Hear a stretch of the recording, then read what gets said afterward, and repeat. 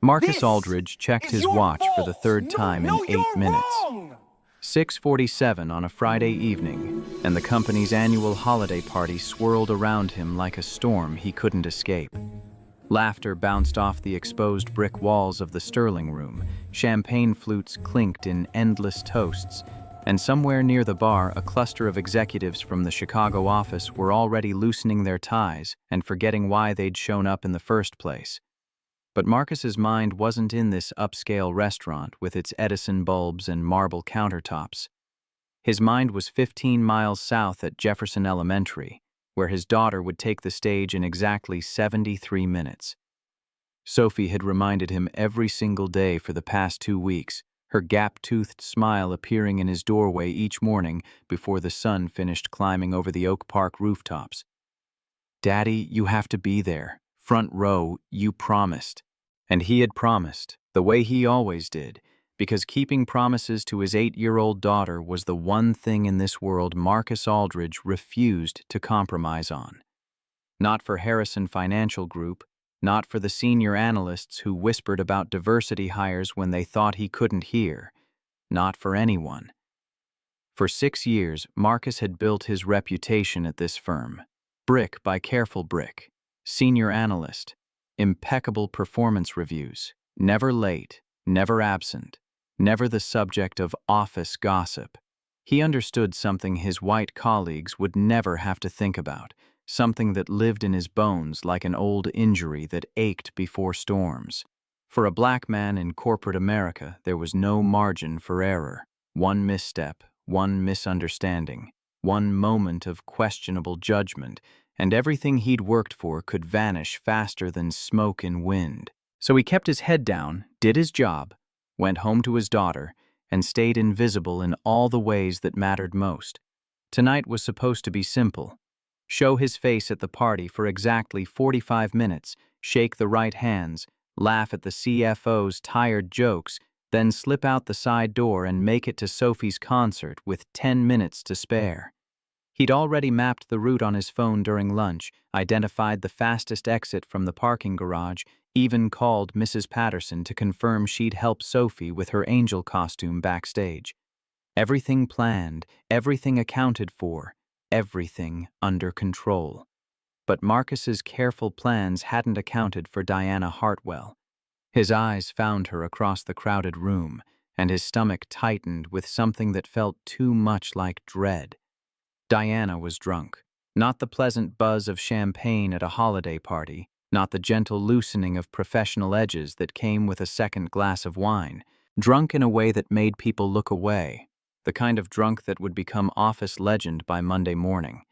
The kind that ended careers. Diana Hartwell was Marcus's direct supervisor, the director of analytics who commanded respect without raising her voice. For 6 years, she'd been a constant in his professional life, sharp as broken glass in her tailored suits and sharper decisions. He'd never seen her as anything but perfectly composed, the kind of woman who could walk into a boardroom full of men and leave with whatever she'd come for. But something had changed in the past few weeks. The divorce. People whispered in break rooms and elevator rides.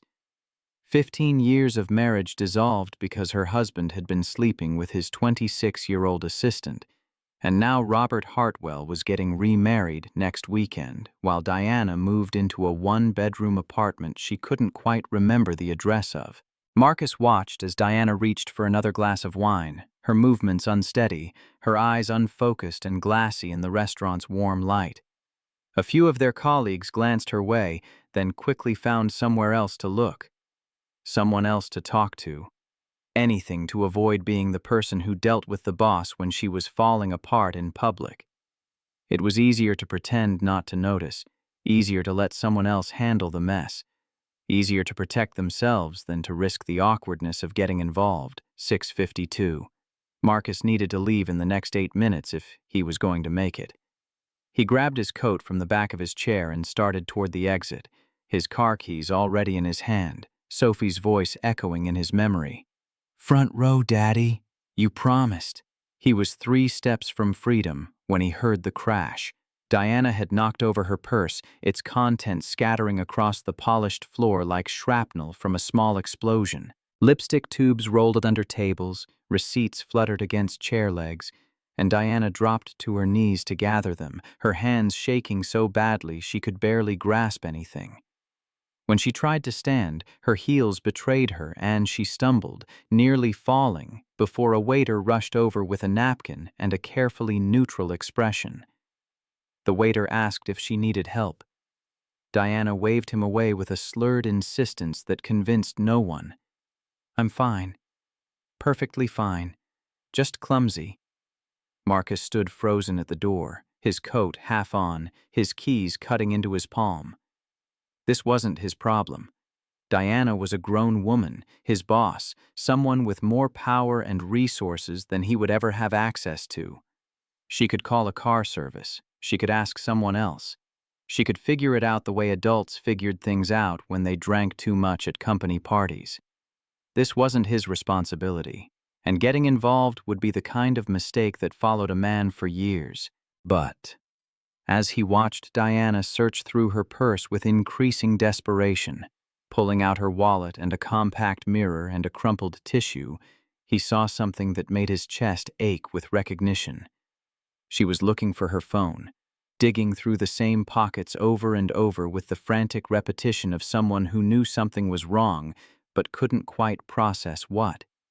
And when she finally pulled out the device, Marcus could see from 10 feet away that the screen was completely shattered, a spider web of cracks across black glass that wouldn't light up no matter how many times she pressed the buttons. Marcus glanced around the room. The senior executives had migrated to the far corner, deep in conversation about quarterly projections and market forecasts. The junior staff were pretending to be fascinated by their drinks. No one was going to help her. No one wanted to be the person who took responsibility for what happened next. He thought about Sophie waiting backstage in her white dress and cardboard wings, searching the audience for his face. He thought about what it would mean if he left Diana here, a woman too drunk to stand without wobbling, without her phone, without anyone willing to take responsibility for her safety. And he thought about what it would mean if he stayed, if he helped. If he put himself in the exact situation every black man in America learned to avoid before he was old enough to shave. A black man. A subordinate. Taking his drunk white female boss somewhere private. Every instinct Marcus had developed over 38 years of navigating a world quick to judge and slow to forgive screamed at him to walk away. This was exactly the kind of situation he'd spent his entire adult life avoiding, the kind where intentions didn't matter and optics could destroy you before truth ever had a chance to button its coat. He'd seen it happen to other men, good men, men who'd made one questionable decision and watched their lives unravel like cheap thread. But Marcus also thought about his daughter, about the kind of man he wanted Sophie to believe he was.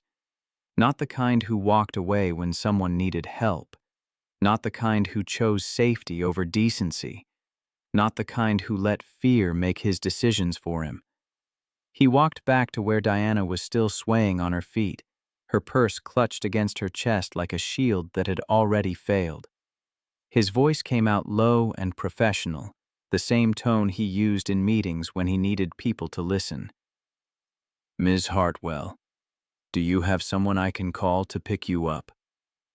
Diana looked at him with glassy eyes, struggling to focus, struggling to place his face in the fog of too much wine and too much grief. "Marcus, what are you still doing here? Do you have someone I can call? Family? A friend?" Diana shook her head slowly, then winced at the movement like it hurt. "No one here. Rachel's in Boston. My phone is broken." "What about your address? I can call you a car." Diana stared at him blankly, then laughed, a sound so hollow and bitter it made something twist in Marcus's chest. "I just moved last week, after the divorce.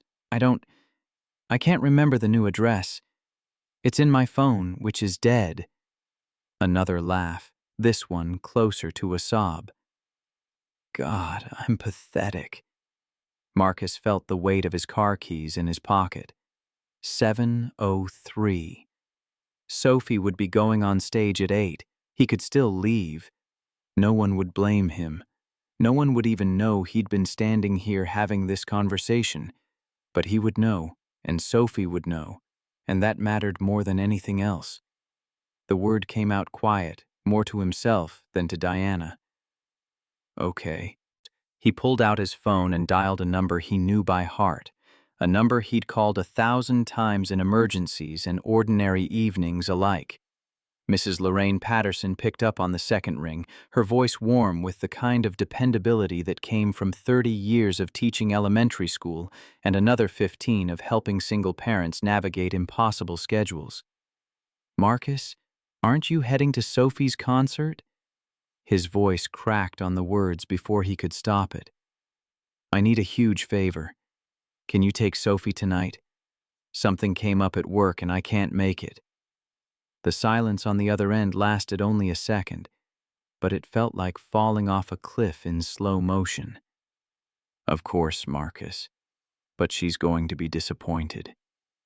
"I know." The words tasted like ash. "Just tell her I love her. Tell her I'll watch the video 100 times. Tell her I'm sorry." He ended the call before Mrs. Patterson could say anything else, before the sympathy in her voice could break something inside him that needed to stay intact for the next few hours. When he turned back to Diana, she was leaning heavily against a table, her eyes half closed, her breathing shallow. "Come on," he said, taking her arm to steady her. "I'm going to take you somewhere safe." Diana didn't resist as he guided her toward the door, her heels clicking unevenly on the marble floor like a broken metronome. "Where are we going?" she mumbled.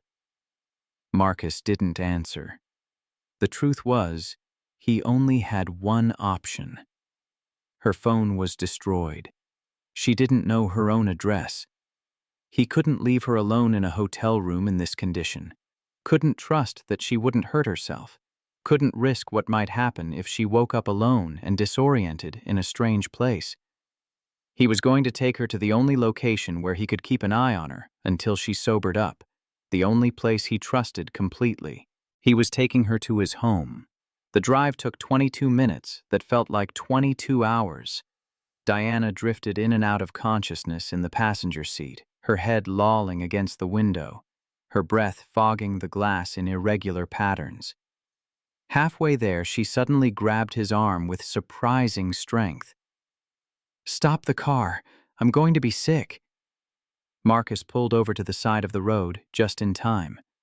Diana stumbled out and vomited onto the grass of someone's front lawn, her body heaving while she gripped the car door for support. Marcus found a bottle of water in the back seat and handed it to her when she was done, standing a respectful distance away, careful not to touch her, careful about everything. "Thank you," she whispered, her voice raw. "I'm sorry. I'm so sorry." He helped her back into the car and kept driving, his hands steady on the wheel even as his mind raced through every possible outcome of this decision. What would people think when they found out? What would HR say? What would happen on Monday morning when Diana's memory returned and she realized where she'd spent Friday night? But beneath all those questions ran a deeper current of concern, something that had nothing to do with his own safety and everything to do with the broken woman sitting beside him. Diana was suffering in a way Marcus recognized from his own darkest nights, the nights right after Camille died when he'd wanted nothing more than to disappear into the same darkness that had taken his wife. He understood that kind of pain, understood how it could drive a person to make terrible decisions, understood how much courage it took just to survive it. When he pulled into his driveway at 7:35, the house was dark. Mrs. Patterson must have already left with Sophie for the concert.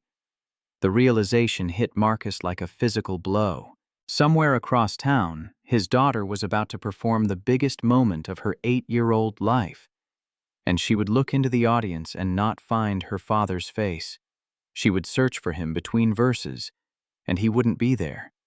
She would remember this night for years, and what she'd remember was his absence. He had done the right thing. He kept telling himself that as he helped Diana out of the car, as he guided her up the front steps of his modest two-bedroom house, as he unlocked the door and led her into his living room. The right thing. But sitting in the darkness listening to a stranger's breathing from his couch while his daughter performed without him, Marcus couldn't help but wonder if the right thing was going to cost him everything that mattered. Diana was barely conscious as he settled her on the worn sofa, her eyes closed, her breathing evening out into something that resembled actual sleep. Marcus stood there for a long moment, studying the situation with the same analytical mind he brought to financial reports and budget forecasts. He needed to protect both of them, needed to document everything, needed to make sure that when Diana woke up tomorrow morning, she would understand exactly what had happened and why. He found a clean blanket in the hallway closet and draped it over her carefully, making sure not to touch her any more than absolutely necessary. Her silk dress was wrinkled and stained from the evening's disasters, so he went to his bedroom and pulled out an old Northwestern University t-shirt and a pair of sweatpants, clothes so worn and soft they barely remembered being new. He folded them carefully and placed them on the coffee table along with a glass of water and 2 aspirin, close enough for Diana to find them immediately, but not so close as to be intrusive. Diana's phone lay on the floor where it had fallen from her purse, the screen a spider web of cracks that made the device completely unusable. Marcus picked it up and plugged it into a charger near the couch, even though he knew the broken screen meant Diana wouldn't be able to unlock it. But it was the gesture that mattered, the evidence that he'd tried to help her maintain her connections to the outside world. Then he sat down at the kitchen table with a piece of paper torn from Sophie's homework notebook and wrote a note in careful block letters, the kind of writing that couldn't be misread even through the worst hangover. Hartwell, you are at Marcus Aldridge's house. Address: 428 Oak Street, Oak Park, IL 6. You were intoxicated at the company party. Friday, December 13th, 7:25 p.m. Your phone was destroyed, screen shattered, cannot unlock. You could not remember your new address. No colleagues were able to help. I brought you here to ensure your safety. Clean clothes are on the coffee table. You may change in the bathroom, first door on left. Your dress is in the laundry room, first door on right. I washed it. Water and aspirin are here. I am sleeping in my daughter's room. End of hall. If you need anything, knock on that door. If you want to leave, my phone is on the kitchen counter. You may call anyone. This entire evening is documented with voice memos, text messages, and witness statements for both our protection. Marcus Aldridge. Time: 8:05 p.m., December 13th. He placed the note next to the water glass, positioning it where Diana would see it the moment she opened her eyes. Then he turned off the main lights and left the bathroom light on so she wouldn't be disoriented if she woke up in the middle of the night. Every decision was calculated, every action designed to maximize safety and minimize misunderstanding. But even with all his precautions, Marcus knew the fundamental truth that made his hands shake as he took out his phone. He was a black man who had just brought his intoxicated white female supervisor to his home, and no amount of documentation could fully protect him from what that looked like. He opened his phone and started recording a voice memo, speaking clearly and precisely. 8:07 p.m., Friday, December 13th. Diana Hartwell, Director of Analytics at Harrison Financial Group, was intoxicated at the company holiday party. Her phone was destroyed. She could not remember her new address. Multiple colleagues were present, but no one offered assistance. I am taking her to my residence at 428 Oak Street, Oak Park, to ensure her safety. Witness to these events: Felix Washington, Senior Analyst. I am documenting this situation for the protection of both Ms. Hartwell and myself. He saved the recording and immediately texted it to Felix Washington, a fellow analyst who'd witnessed the whole scene at the restaurant.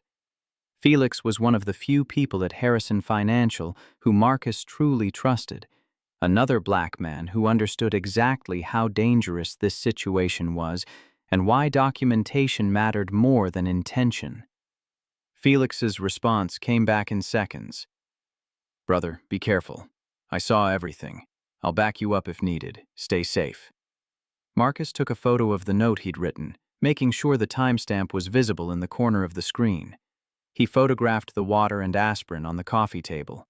He photographed Diana asleep on the couch from across the room, far enough away that the image captured context without feeling invasive.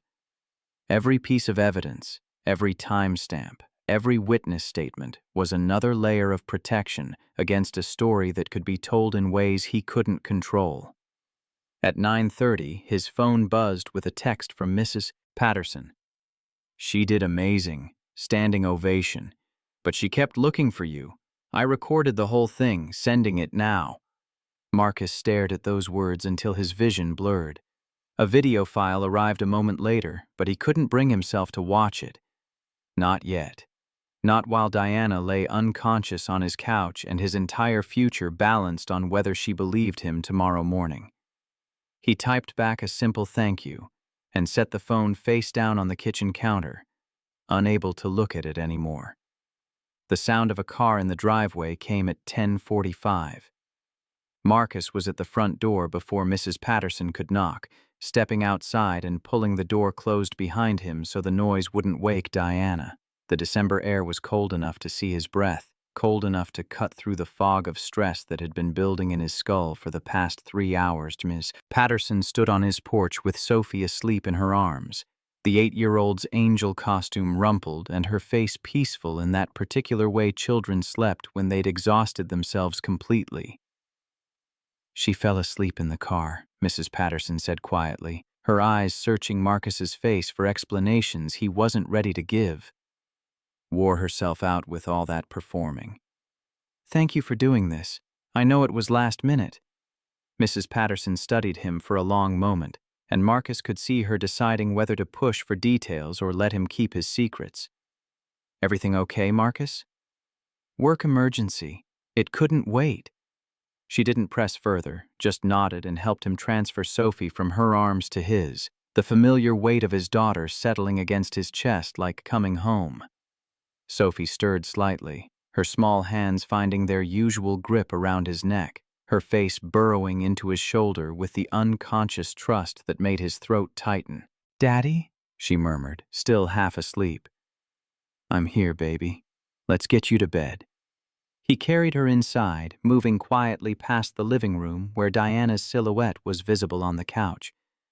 But Sophie's eyes fluttered open at exactly the wrong moment, and she lifted her head to look around with the confused awareness of a child pulled from dreams into reality. "Daddy? Who's that lady?" Marcus's heart stuttered, missing a beat before recovering. "She's someone from my work, sweetheart. She got sick and needed a place to rest for the night." Sophie squinted at the couch, then looked back at her father with the unfiltered curiosity only 8-year-olds could manage. "Is she going to be okay?" "She'll be fine by morning. Now let's get you to bed." He carried her to her room, a small space made smaller by the accumulation of childhood. Stuffed animals on shelves, glow-in-the-dark stars stuck to the ceiling. A desk covered in drawings of houses and flowers and stick-figure families. He helped her change into pajamas and tucked her in with the stuffed elephant she'd had since she was a baby. The same elephant that had traveled with them through the darkest days after Camille died. When he leaned down to kiss her forehead, Sophie grabbed his hand. "You missed my song, Daddy."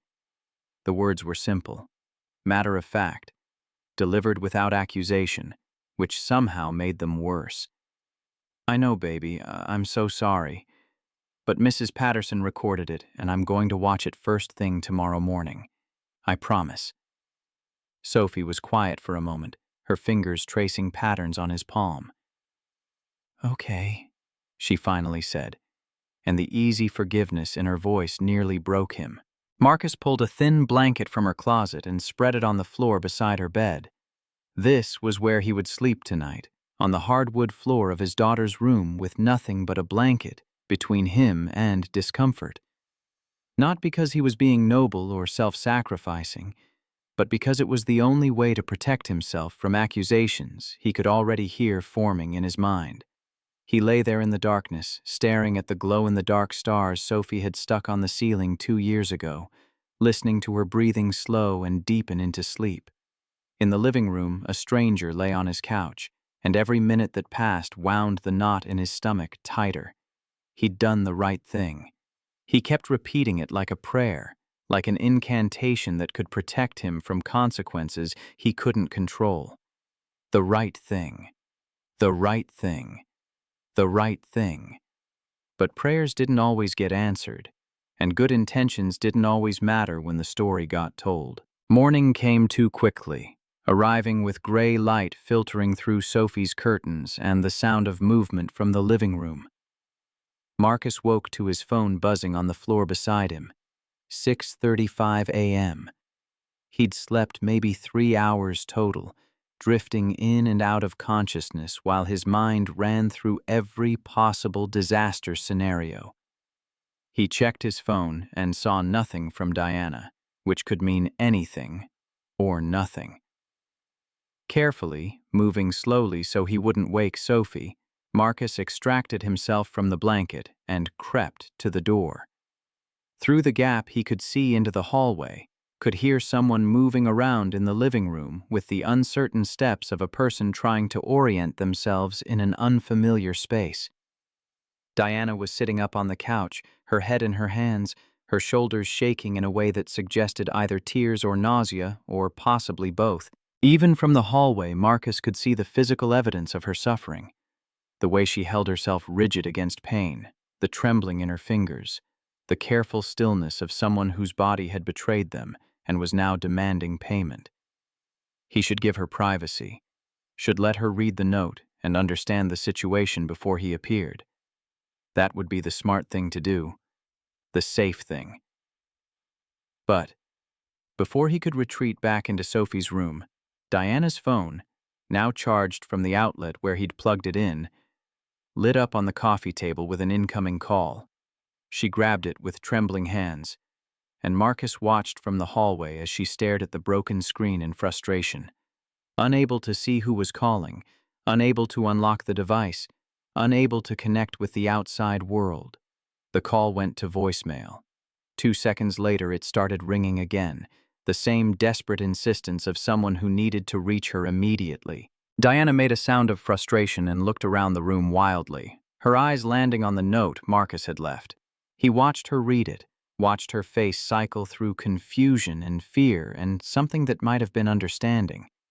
Then she spotted his phone on the kitchen counter, the one he'd deliberately left there with a note that said she could use it to call anyone she needed. She stood up on shaky legs and walked to the counter, picked up his phone, and dialed a number from memory. Marcus stood frozen in the hallway, close enough to hear every word, far enough away that she didn't know he was listening. He knew he should announce himself, should walk out and give her privacy, should do a dozen things that weren't standing in the shadows like a ghost in his own house. But he couldn't move, couldn't breathe, couldn't do anything but listen as Diana's voice cracked with panic. "Jennifer? Jen, I need help. I need you." A woman's voice on the other end, too quiet for Marcus to make out the words. "I'm in someone's house, a man's house. I'm wearing his clothes." Diana's breathing grew ragged, her words tumbling out faster. "I don't know what happened. I don't remember anything after the party. I woke up here and I don't know how I got here, and I don't know—" Marcus's blood turned to ice in his veins. He could hear Jennifer's voice rising on the other end of the call, sharp with alarm, urgent with questions he couldn't quite catch. Every nightmare scenario he'd imagined during the long night crystallized into this moment, this conversation, this accusation forming in real time. "His name is Marcus. Marcus Aldridge. He works for me at Harrison Financial." Diana was crying now, the words coming out in fragments between sobs. "I don't remember getting in his car. I don't remember coming here. I woke up wearing his clothes and my phone is broken and I can't. Jennifer, what if something happened? What if I can't remember because something... Marcus stood perfectly still against the hallway wall and felt the ground shifting beneath his feet, felt everything he'd built over 6 years threatening to collapse like a building with its foundations removed. He knew how this would play out. He'd known from the moment he made the decision to bring Diana here. But hearing it spoken aloud, hearing the fear in her voice and the implicit accusation buried beneath the confusion, made it real in a way that turned his stomach and set his hands trembling. A black man, a subordinate, his drunk white female boss in his house, wearing his clothes, with no memory of how she got there. It didn't matter what actually happened. It didn't matter that he had slept on his daughter's floor. It didn't matter that he had left a note and water and aspirin and done everything he could think of to make sure Diana felt safe when she woke up. What mattered was the story that would be told, and he had no control over that story. He never had. Jennifer's voice was louder now, loud enough that Marcus caught fragments through the phone. Stay there. Don't leave. I'm calling a car. Do you want me to call the police? Diana, should I call? I don't know, Diana said, her voice small and broken. I don't know if I should. I just can't remember, Jennifer. I can't remember anything. Then stay on the phone with me. Don't hang up. The car will be there in 10 minutes. Just stay. Daddy! Marcus spun around. Sophie was standing in the doorway of her room, rubbing sleep from her eyes with one small fist, her curly hair tangled from the pillow. She looked at him with the pure trust of a child who believed her father could fix anything, solve any problem, make everything okay with nothing more than his presence. Good morning, sweetheart. He fought to keep his voice steady, fought to keep the panic from bleeding through into his tone. Let's get you some breakfast, okay? Nice and quiet because our guest is still waking up. But Sophie had already spotted Diana through the living room doorway, had already started walking toward the woman with the phone pressed to her ear and tears streaming down her face. Before Marcus could stop her, before he could redirect or distract or do anything, Sophie appeared in the living room with all the innocent fearlessness of 8 years old. Are you feeling better today, ma'am? Diana looked up, startled, the phone still at her ear. Her eyes were red and puffy, mascara smeared beneath them in dark streaks, and for a moment, she just stared at the little girl standing in front of her in princess pajamas and mismatched socks. What? Daddy said you were sick last night. Really sick. That's why he couldn't come to my winter concert. Sophie tilted her head to the side with the curiosity of someone trying to understand adult mysteries. Are you better now? My daddy makes really good soup when I'm sick. Do you want him to make you some? Diana's gaze shifted from Sophie to Marcus, who had followed his daughter into the living room. Something flickered across her face. Confusion, then calculation, then something else Marcus couldn't quite identify. She was looking at him differently now, seeing him for the first time through the lens of this small person who clearly adored him. Jennifer, hold on. Diana lowered the phone slightly, her eyes never leaving Marcus's face. You have a daughter? Yes. Marcus put his hands on Sophie's shoulders, resisting the urge to pull her behind him like a shield, like proof of his harmlessness, like evidence that he was someone capable of tenderness. This is Sophie. I'm 8, Sophie added helpfully. Well, 8 3/4. My birthday is in June. I was in a concert last night, Sophie continued, completely unaware of the tension crackling through the room like static electricity before a storm. I sang Silent Night all by myself. Mrs. Patterson recorded it because Daddy couldn't come. He was helping you. The words hung in the air like a verdict. Marcus watched Diana take them in, watched her eyes move from Sophie to him to the living room around them. She was seeing it now, really seeing it for the first time. The small house decorated with a child's artwork, the refrigerator covered in school photos and report cards, the stack of library books on the coffee table with titles like The Magic Tree House and Junie B. Jones. She was seeing the context her panic had initially blinded her to.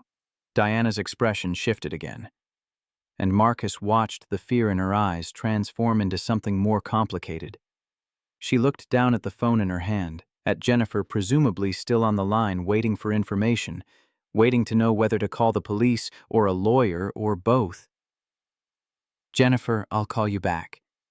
She ended the call before her friend could respond, and the sudden silence in the room felt heavy enough to crush bones.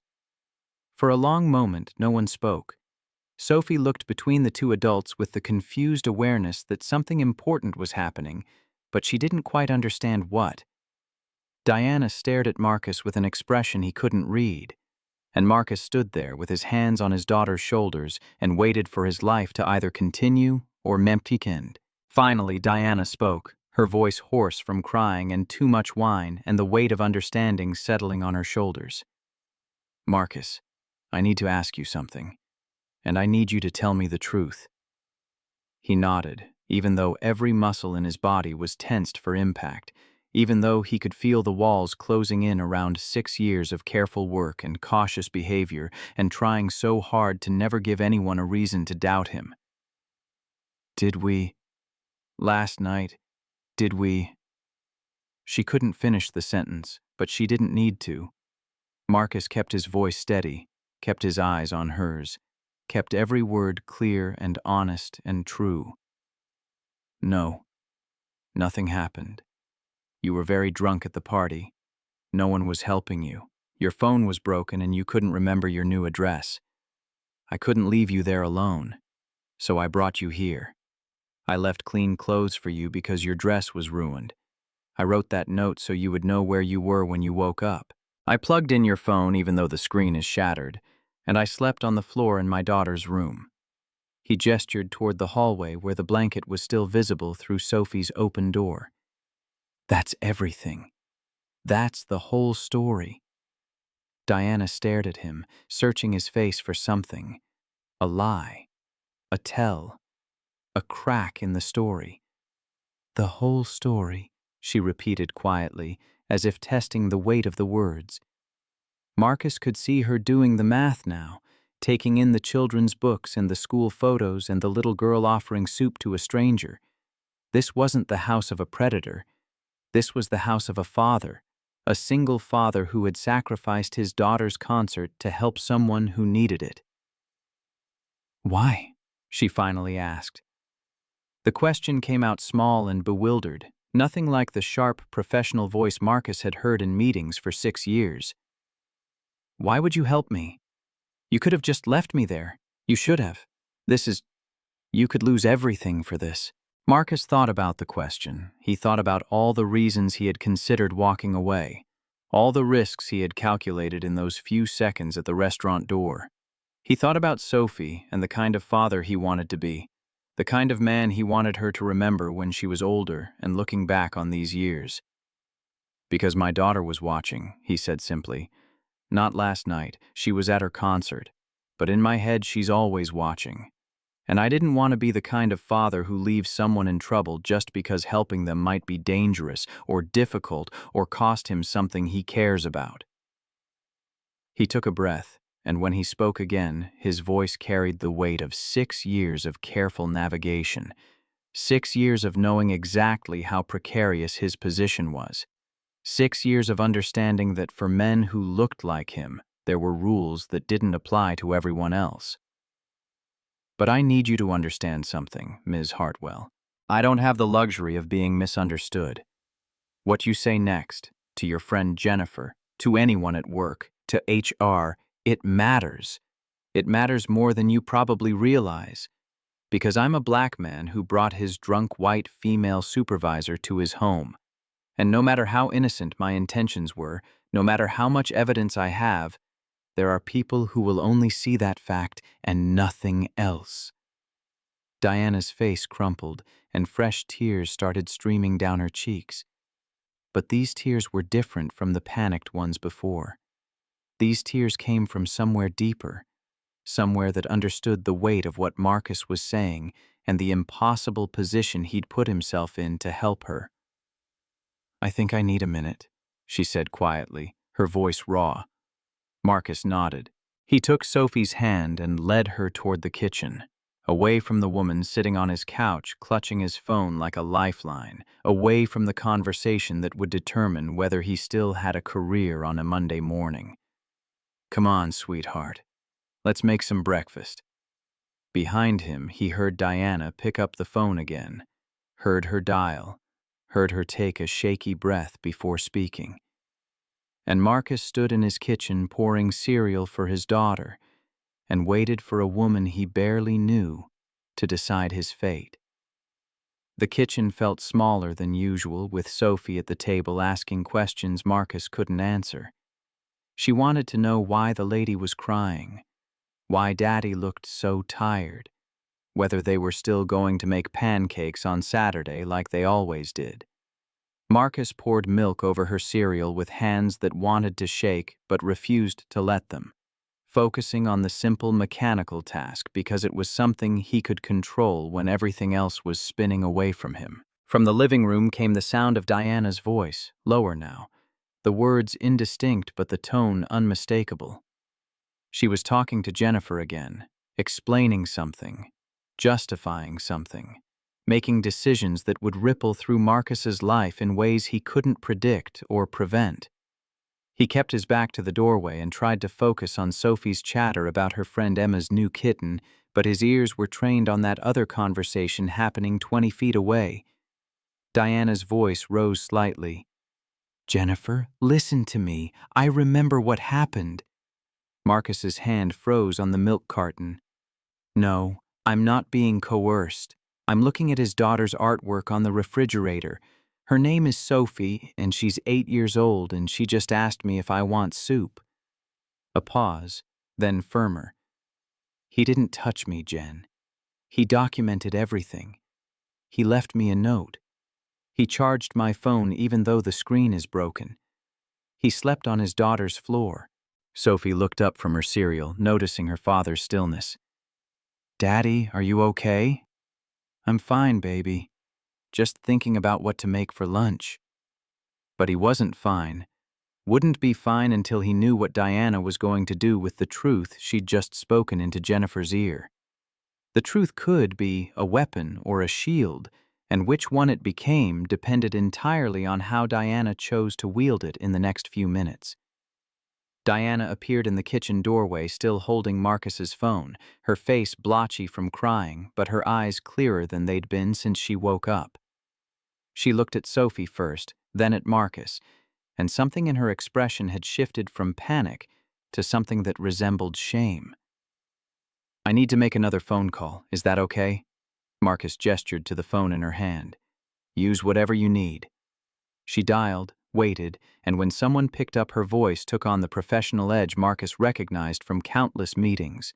"Donovan, it's Diana Hartwell. I need an emergency meeting Monday morning, 8 a.m. You, Vivian from HR, Nathaniel from Legal, and Marcus Aldridge." A man's voice responded on the other end, irritated at being called on a Saturday morning. Diana cut him off. "Before rumors start, you're going to hear the truth from me. What happened Friday night needs to be addressed immediately, and it needs to be addressed correctly." She listened for a moment, then her voice hardened. "No, it can't wait. This is about protecting an employee who did the right thing and might face consequences for it. I'll see you Monday at 8. She ended the call and set Marcus's phone on the counter, then seemed to notice Sophie staring at her with wide eyes and open curiosity. "Hi again, Sophie." "Hi, Ms. Diana." Sophie had apparently decided on a name without asking permission. "Do you want some cereal? We have the kind with the marshmallows, but Daddy says I can only have it on weekends." "I'm okay, sweetheart, but thank you." Sophie returned to her breakfast with the easy acceptance of children who hadn't yet learned to see complications in simple kindness. Diana pulled out one of the kitchen chairs and sat down heavily, as if the act of standing had been taking more energy than she had to spare. Marcus, can we talk? He glanced at Sophie, who was absorbed in fishing marshmallows out of her bowl with a spoon, then pulled out the chair across from Diana and sat. The kitchen table had been the site of so many important conversations over the years, homework struggles and report cards, and the night he'd had to explain to a 4-year-old Sophie that Mommy wasn't coming home from the hospital. Now it would be the place where he learned whether he still had a career on Monday morning. I owe you an apology. Diana's voice was rough, scraped raw by emotion and hangover and the weight of understanding. More than an apology. I don't even know if there's a word for what I owe you. You were scared. Anyone would have been scared waking up in a strange place with no memory. That's not an excuse. She shook her head, and Marcus could see the movement hurt her. I know what could have happened if I'd said the wrong thing to Jennifer. If she'd called the police before I had a chance to think clearly. I know what that could have meant for you. But you didn't. But I almost did. And you knew I might. You knew exactly how dangerous this was, and you helped me anyway. Marcus thought about how to respond, about what words could possibly capture the calculation he'd made standing in that restaurant doorway. Sophie saved him by piping up from her end of the table. Daddy always helps people. Last month he helped Mrs. Patterson carry her groceries when her back hurt, and he helped Mr. Washington fix his car when it broke down. That's just what daddies do. Diana's eyes filled with tears again, but she blinked them back. Your daddy is very special, Sophie. I know. Sophie said it with the absolute certainty of a child stating obvious facts. He loves me bigger than the clouds. That's what he always says. Bigger than the clouds? Diana repeated the phrase softly, as if testing its weight. That's beautiful. Marcus felt his throat tighten. He'd said those words to Sophie 1,000 times, in good moments and terrible ones, when she was happy and when she was scared, and when she missed her mother so badly that nothing else seemed to help. Bigger than the clouds, baby. Always bigger than the clouds. Diana seemed to gather herself, sitting straighter despite the obvious pain behind her eyes. I need to tell you what I'm going to do Monday morning. You deserve to know before we walk into that conference room. Okay. I'm going to tell Donovan Sterling and Vivian Cross and anyone else who asks exactly what happened Friday night. Every detail. How drunk I was, how my phone broke, how no one else would help. How you documented everything because you knew what it would look like. How you missed your daughter's concert to make sure I was safe. She paused, and when she continued, her voice carried steel beneath the rawness. And I'm going to make it very clear that if anyone tries to twist this into something it wasn't, if anyone tries to use this against you, they'll have to go through me first. Because 6 years ago you proved yourself when Bradford Lynch tried to destroy you with lies, and I'll be damned if I let this company punish you for being decent. Marcus absorbed this, trying to gauge how much protection Diana's word would actually provide. She was a director, yes, but she was also the person who'd been drunk at a company party, also someone going through a messy divorce, also a woman whose judgment might be questioned by people looking for reasons to question it. I appreciate that, but you should know that even with your support, this could get complicated. People will talk. They'll make assumptions. Let them talk. I don't care what they assume as long as the official record is clear. Sophie looked up from her cereal, picking up on the tension in adult voices, even if she couldn't quite parse its meaning. Are people being mean to Daddy at work? Diana met the child's eyes with unexpected gentleness. Some people might say unkind things, yes, but I'm going to make sure everyone knows your daddy is a hero. Sophie considered this seriously. Okay, but he's always been a hero. He just doesn't brag about it like the superheroes on TV. The simple declaration landed in the kitchen like a blessing, like an 8-year-old's verdict that mattered more than any HR investigation or executive meeting. Marcus felt something crack in his chest, some dam he'd been holding against the flood of everything he'd felt over the past 12 hours. Diana stood up, moving carefully like someone whose body had staged a rebellion. I should go home. Let you have your Saturday with Sophie. She looked around as if suddenly remembering the state of her clothes. Is my dress really in the laundry room? First door on the right. I washed out the wine stains, but it might still be damp. Thank you. For everything. For being the kind of person who helps even when it's terrifying.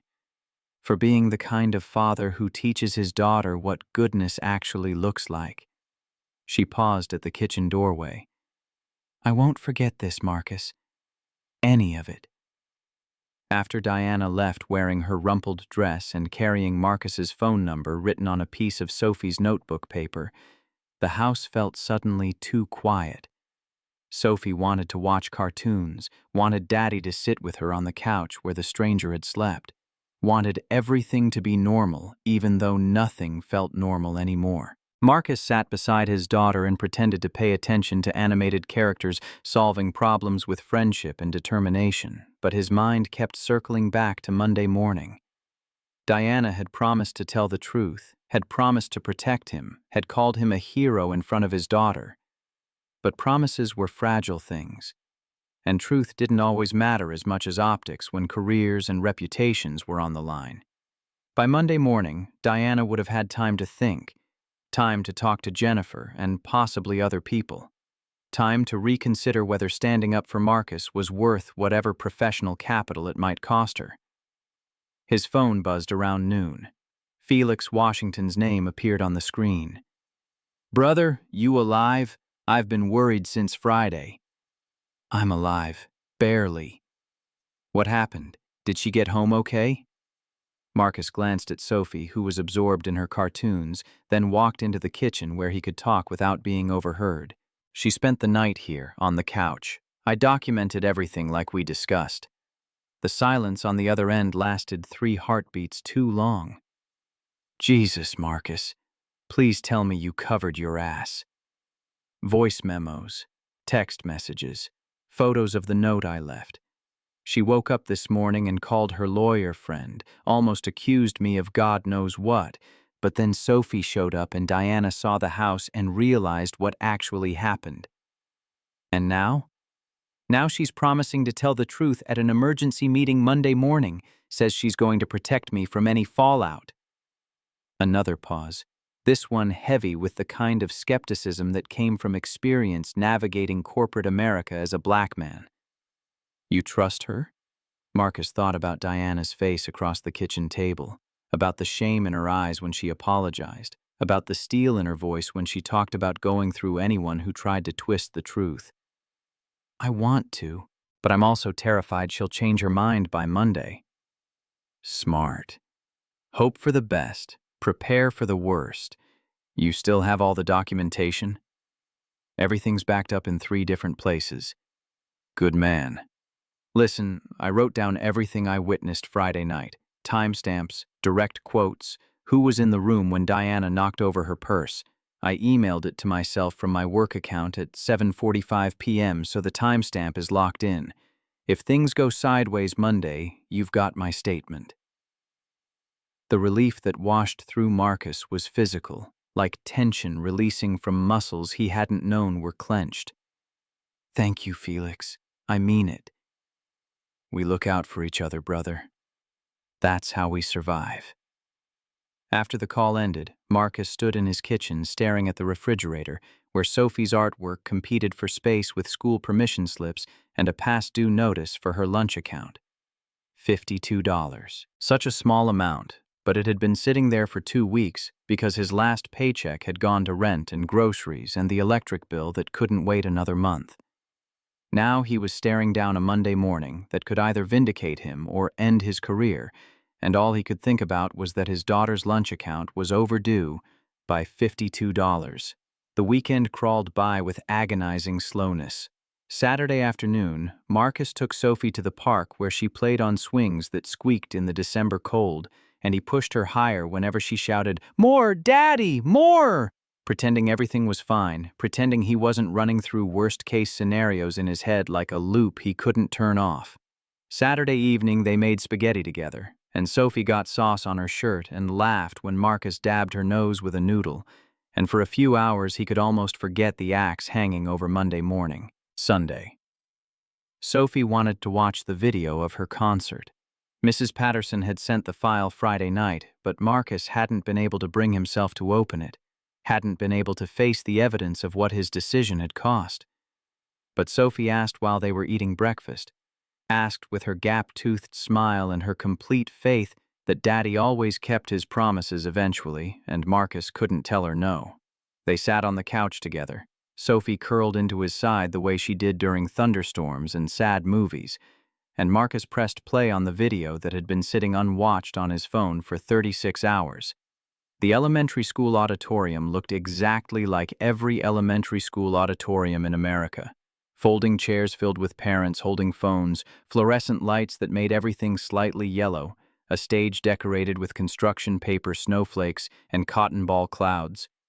The camera was shaky, filmed by Mrs. Patterson from somewhere in the middle rows, and Marcus could hear her breathing and the rustle of programs and someone's toddler asking when it would start.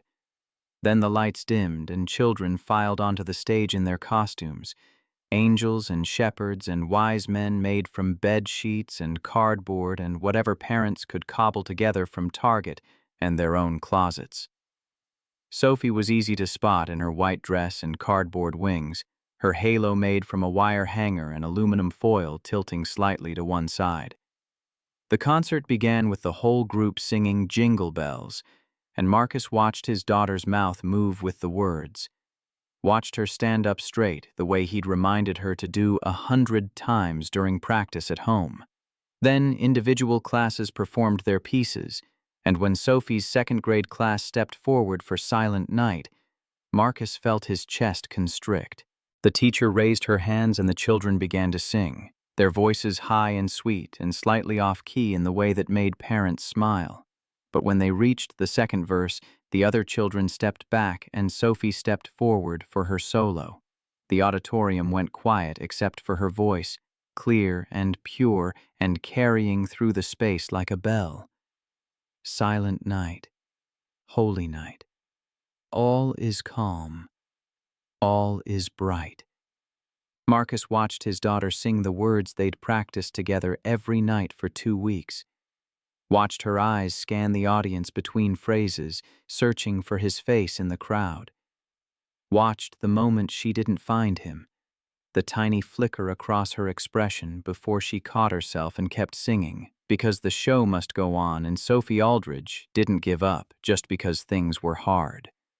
Round yon virgin, mother and child, holy infant so tender and mild. Near the end of her solo, Sophie looked directly at the camera. She couldn't have known Mrs. Patterson was filming, couldn't have known her father would watch this later, but something in her expression changed. She smiled, that gap-toothed smile that had been melting Marcus's heart since the first time she'd lost a tooth, and then she did something that wasn't in the program. She waved. Just a small wave, barely noticeable, like she was greeting someone only she could see. Then her voice changed, became softer, more intimate, like she was singing to one person instead of an auditorium full of people. This song is for my daddy. Even though he's not here, he's always in my heart. The audience responded with gasps and ahs and the kind of sympathetic laughter that comes when children do something unexpected and tender. Mrs. Patterson's voice came through on the video, thick with emotion. Oh, sweetheart. Sophie finished the verse and stepped back into line with the other children, and the concert continued. But Marcus couldn't see it anymore through the tears blurring his vision. He'd missed this. He'd missed the most important performance of his daughter's young life. Missed the moment she proved she was brave enough to solo in front of 200 people. Missed the wave she'd given to the camera as if she knew somehow that he'd see it later. Beside him on the couch, Sophie was quiet. I didn't know I said that part. I just felt like saying it. Marcus had to clear his throat twice before words would come. It was perfect, baby. You were perfect. Mrs. Patterson cried. A lot of the moms cried too. I'm not surprised. Sophie looked up at her father with serious eyes, eyes that saw more than 8-year-olds should have to see. It's okay that you weren't there, Daddy. I know you were helping someone who needed help. That's what you always teach me to do. Marcus pulled his daughter closer, buried his face in her curly hair that smelled like the coconut shampoo they used every Sunday night, and tried to memorize this moment. Because Monday was coming, and Monday might change everything, and he needed to remember that whatever happened next, he'd raised a daughter who understood that helping people mattered more than being comfortable. I love you, Sophie. I love you bigger than the clouds, Daddy. Bigger than the whole sky. That's really big. That's exactly the point. Monday morning arrived with the kind of cold December sunlight that made everything look sharp and unforgiving. Marcus woke at 5:30 after a night of broken sleep, showered and shaved with extra care, dressed in his best suit, the charcoal gray one he saved for important meetings and job interviews he hoped he'd never need. Sophie was still asleep when he left the house at 7, Patterson arriving early to take her to school because Marcus had no idea how long the meeting would last or what state he'd be in when it ended. The drive to Harrison Financial's downtown Chicago office took 35 minutes in morning traffic. 35 minutes for Marcus to run through every possible version of the conversation about to happen. Best case scenario. Diana told the truth. Management believed her. He got a formal apology and maybe some recognition for handling a difficult situation well. Worst case scenario. They didn't believe Diana, or they believed her, but decided Marcus had violated some policy about relationships with supervisors, and he'd be walking out of the building by noon with his belongings in a box. The parking garage felt different on Monday morning.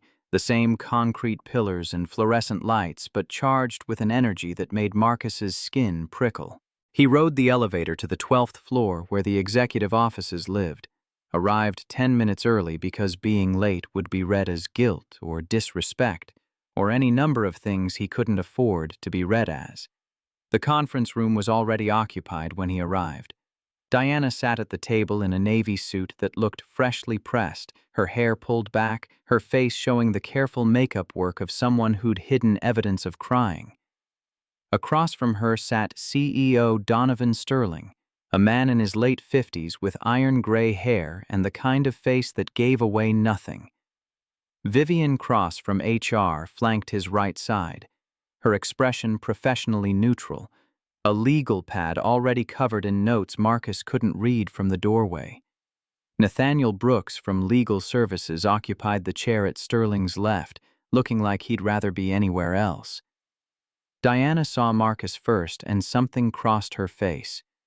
Relief, maybe, or determination, or both. Marcus, come in, sit down. Sit. He chose the chair next to Diana, close enough to present a united front, but not so close as to seem presumptuous. Sterling checked his watch with the impatience of a man whose time was money, and this meeting was costing him both.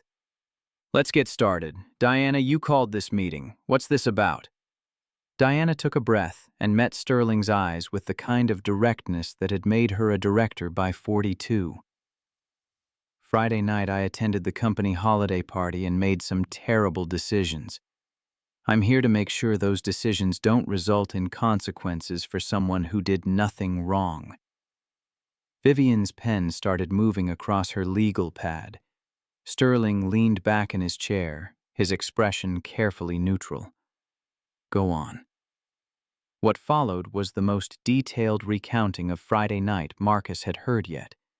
Diana didn't spare herself, didn't soften the edges or make excuses.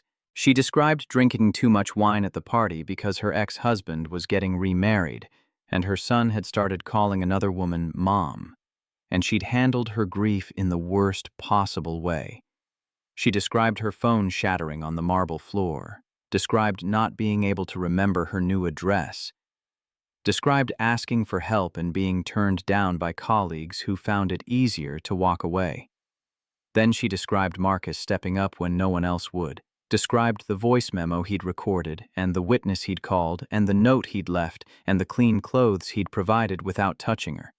She described waking up Saturday morning in a panic, calling her lawyer friend Jennifer, being seconds away from making a terrible accusation. But then his daughter showed up, Sophie, 8 years old, asking if I felt better, telling me her daddy had missed her winter concert to help me. And I looked around and saw the house and the photos and the children's books, and I realized what Marcus had done. He'd sacrificed the most important night of his daughter's life to keep me safe, and he'd protected both of us by documenting everything, because he knew, we all know, how this would look. Vivian stopped writing and looked up. Ms. Hartwell, are you saying Mr. Aldridge acted inappropriately in any way? I'm saying the exact opposite. Marcus acted with more integrity and foresight than anyone in that restaurant Friday night, including me. He helped someone who desperately needed help, and he did it in a way that protected my dignity and his reputation simultaneously. Sterling's fingers drummed on the table, a tell that suggested he was processing faster than his face revealed. Mr. Aldridge, do you have anything to add? Marcus had prepared for this moment, had rehearsed different versions of his response in the shower and the car and the elevator ride up. But sitting in this conference room with his career balanced on what he said next, the rehearsed words evaporated. Ms. Hartwell's account is accurate. I have voice recordings, text messages, and a witness statement from Felix Washington if you need to verify any details. You documented everything? This from Nathaniel Brooks, the first words the lawyer had spoken. Yes, sir. I recorded a voice memo at 7:24 p.m. Friday explaining the situation and identifying Felix Washington as a witness. I texted that memo to Felix immediately. I photographed the note I left for Ms. Hartwell with a timestamp. I have all of it backed up in multiple locations. Vivian and Nathaniel exchanged a look Marcus couldn't interpret. Why? Vivian's question came out sharper than perhaps she intended. Why would you need such extensive documentation if your intentions were innocent? Marcus felt the trap in the question, felt the implication that only guilty people prepared alibis. But he also felt 6 years of careful survival strategies rising up to meet this moment. Because I'm a black man who was taking his intoxicated white female supervisor to his home. I knew exactly how that situation could be misinterpreted, and I knew that my word alone might not be enough to protect me. So I created evidence that would speak for itself, regardless of what anyone assumed. The silence that followed was heavy enough to bend light. Sterling's fingers stopped drumming. Vivian set down her pen. Nathaniel shifted in his chair with the discomfort of someone confronting a truth he'd rather not acknowledge. Diana spoke into the quiet, her voice steady. That's what I need this company to understand. Marcus shouldn't have had to document a good deed like he was building a legal defense. But he did, because he knows better than any of us what assumptions people make about black men in situations involving white women. And he was right to document everything, because I woke up Saturday morning, and my first instinct was exactly the kind of assumption he'd prepared for. Sterling finally spoke, his voice measured. Ms. Hartwell, I appreciate your candor, but I need to ask directly, did Mr. Aldridge act inappropriately toward you in any way? No. He acted like someone who cared more about my safety than his own convenience or reputation. Did he touch you? Only to help me walk from the car to the couch, which I couldn't have managed alone in the state I was in. Did he enter the room where you were sleeping? Only to check if I was still breathing. From the doorway. He never came close. Vivian picked up her pen again, making notes that would become part of Marcus's permanent file regardless of how this meeting ended. "Mr. Aldridge, what time did you arrive home Friday night?"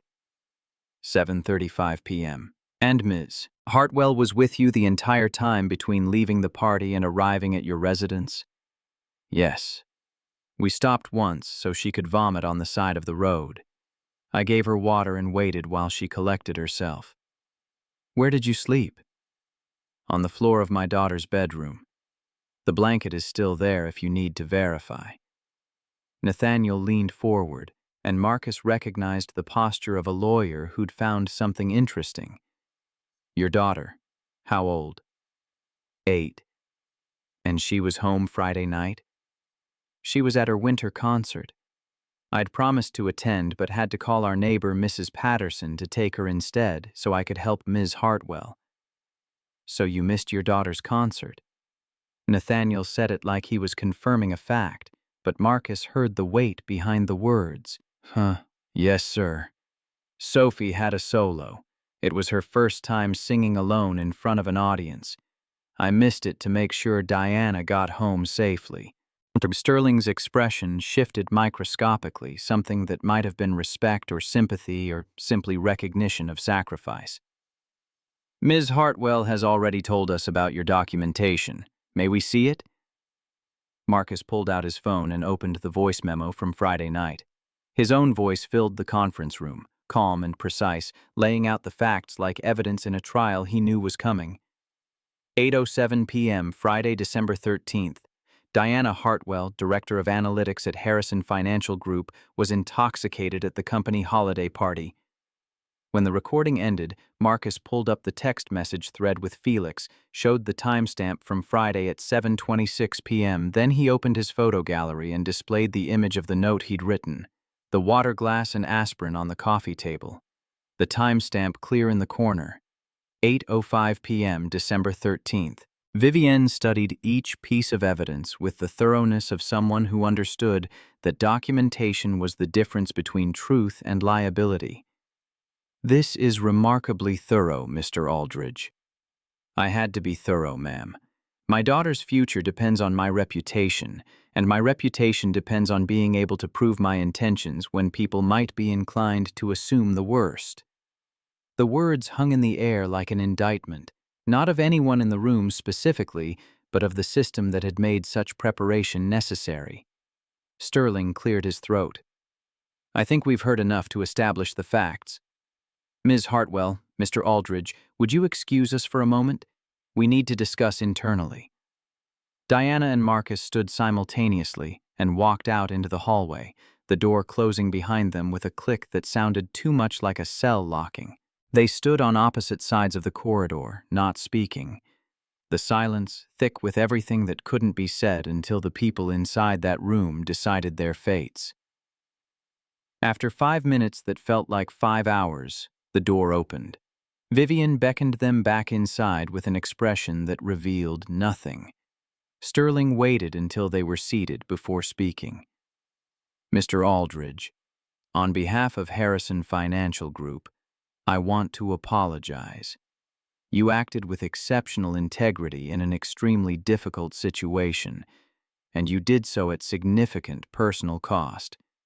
Not only will there be no disciplinary action, I'm personally recommending you for the Harrison Excellence Award and a $10,000 bonus."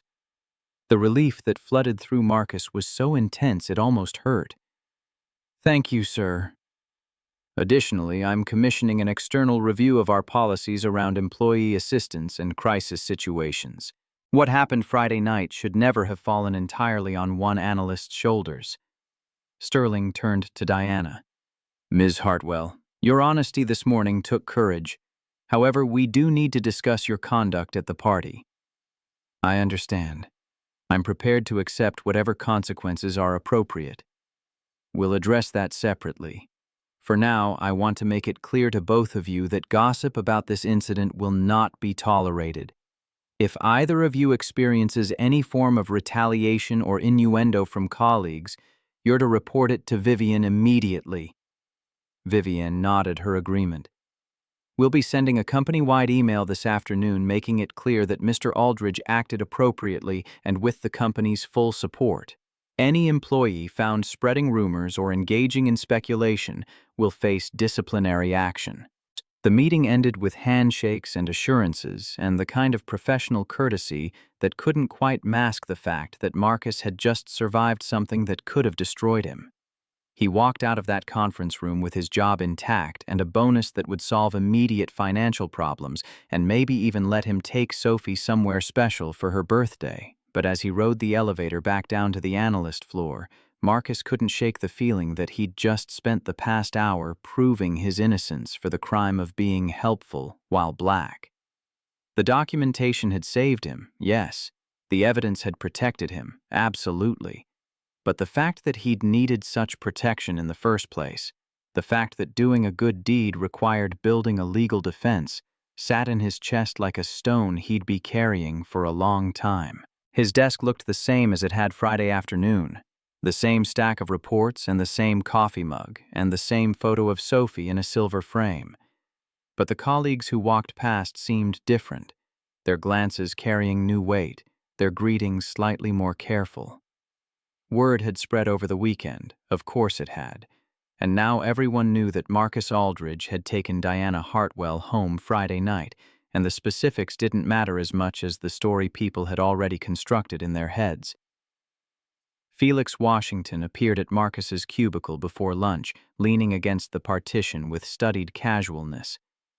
"Heard you survived the Inquisition?" "Barely. Thank you for the witness statement. I think it made a difference. That's what brothers do. We document, we witness, we protect each other." Felix dropped his voice lower. "How you really doing, though? Not the corporate answer. The truth." Marcus thought about the question, about how to articulate the exhaustion that went deeper than missed sleep, about the cost of having to prove your decency with timestamps and voice recordings. "I'm tired, Felix. Tired of having to be twice as careful to get half as far. Tired of doing the right thing and still having to defend myself like I did something wrong." "I know, brother. I know.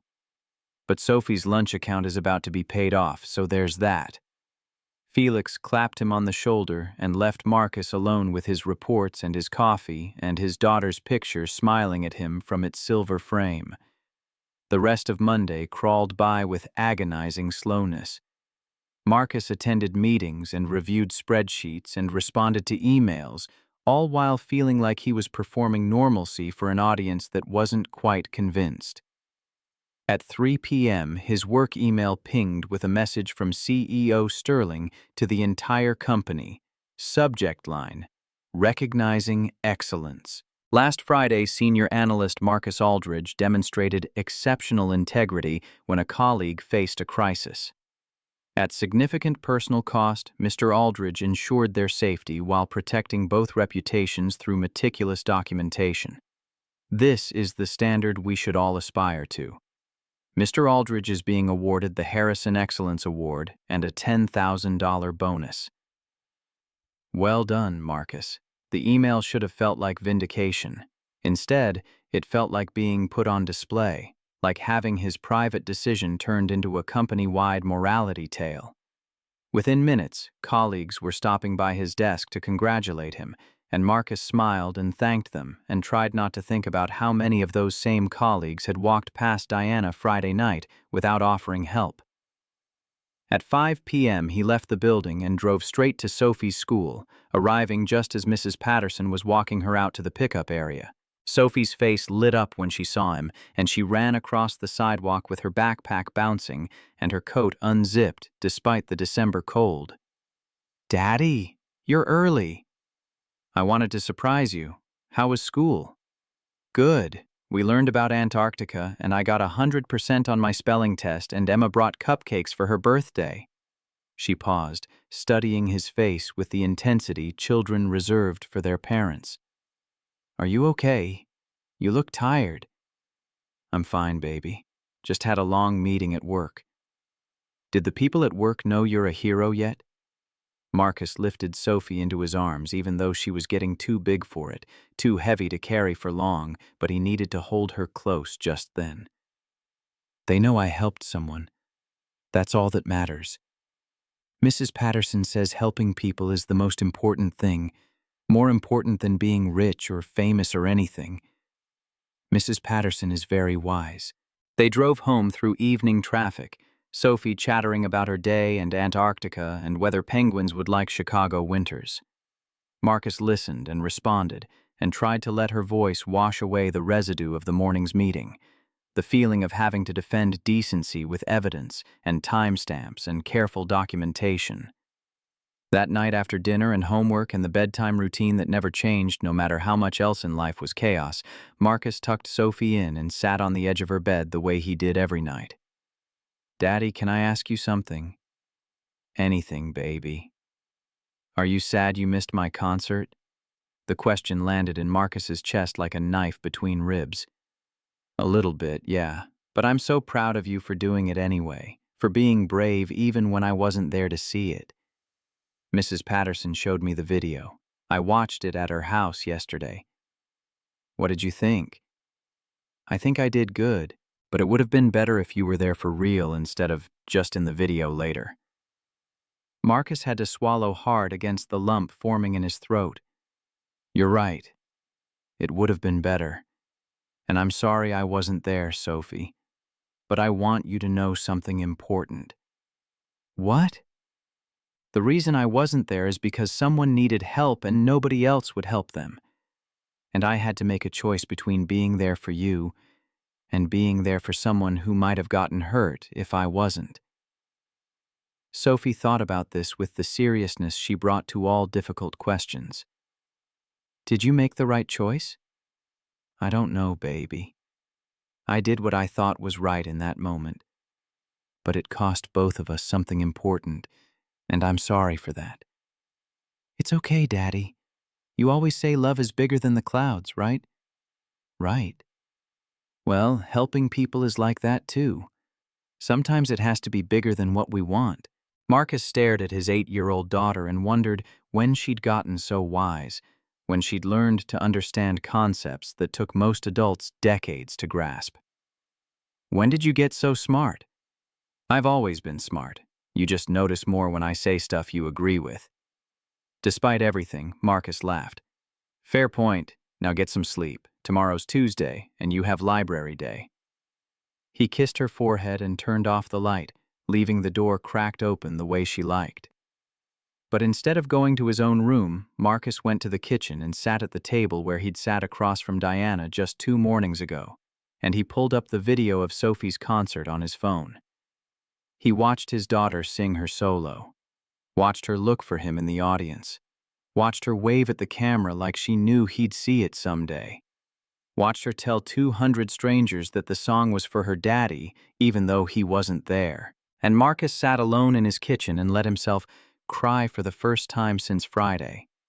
Let himself feel the full weight of what the weekend had cost and what Monday had almost taken away. His phone buzzed. A text from Diana. "Thank you for today, for being professional and prepared and making me look better than I deserved. I meant what I said in that meeting. You're a good man, Marcus." He typed back, "Thank you for telling the truth. That took courage, too." Her response came quickly. "The truth was easy compared to what you did Friday. Get some rest. Tomorrow will be better." Marcus set his phone down and looked around his kitchen at the evidence of the life he'd built. Sophie's artwork on the fridge, the bills that were almost paid, the coffee maker that still worked even though it was 10 years old, the worn table where he and his daughter ate breakfast every morning. This life was small and modest and nothing like what he'd dreamed about in college, but it was his, and it was good. And he'd almost lost it for the crime of being helpful at the wrong time. Tomorrow would be better, Diana had said. Marcus hoped she was right. But even if tomorrow brought new challenges and new assumptions and new reasons to document his existence, at least tonight he was still here, still employed, still able to tell his daughter that love was bigger than the clouds and believe it was true. Tuesday morning arrived with the kind of exhaustion that sleep couldn't fix. Marcus woke to his alarm at 5:30, the same time he'd woken every weekday for 6 years, but his body felt like it had been used for something it wasn't designed for. He made coffee and packed Sophie's lunch and went through the motions of normalcy, while his mind kept circling back to what waited for him at the office. The company-wide email from Sterling should have settled things, should have made it clear that Marcus had done nothing wrong. But Marcus knew better than to trust that an email from the CEO would override months of speculation and gossip. People believed what they wanted to believe, and some people wanted to believe that a black man taking his white female boss home meant exactly what their worst assumptions suggested. Sophie appeared in the kitchen doorway still wearing her pajamas, her hair a wild tangle that would require serious negotiation with a comb. "Morning, Daddy." "Morning, baby. Scrambled eggs or cereal?" "Cereal. The boring kind without marshmallows because it's Tuesday." Marcus poured the boring cereal and watched his daughter eat with the methodical focus she brought to tasks she didn't particularly enjoy but knew were necessary. She was humming something under her breath, a melody Marcus recognized from the winter concert, and the sound made something ache in his chest. "Sophie, I'm going to be working late this week. Mrs. Patterson will pick you up from school, okay?" Sophie looked up from her cereal with eyes too knowing for 8 years old. "Because of the work stuff? The stuff with the lady you helped?" "Yeah, there are some meetings I need to attend, some things I need to make sure get handled correctly." "Are people being mean to you?" The question was so direct, so stripped of any pretense, that Marcus had to pause before answering. "Some people might say unkind things, but that's not about me, baby. That's about them not understanding what actually happened. I could come to your work and tell them. I could explain that you're a good daddy and you only help people who need help." Marcus felt his throat tighten at the fierce protectiveness in his daughter's voice. This small person ready to march into a downtown office building and defend her father's honor. "I appreciate that. But this is grown-up stuff that grown-ups need to handle." "Grown-ups are dumb sometimes." "Sometimes, yes. Finish your cereal. We leave in 20 minutes. The drive to Harrison Financial felt longer than usual, every red light an opportunity for Marcus's mind to manufacture new disasters. He'd prepared himself for awkwardness, for careful questions and sidelong glances, but he hadn't prepared for what actually greeted him when he walked onto the analyst floor.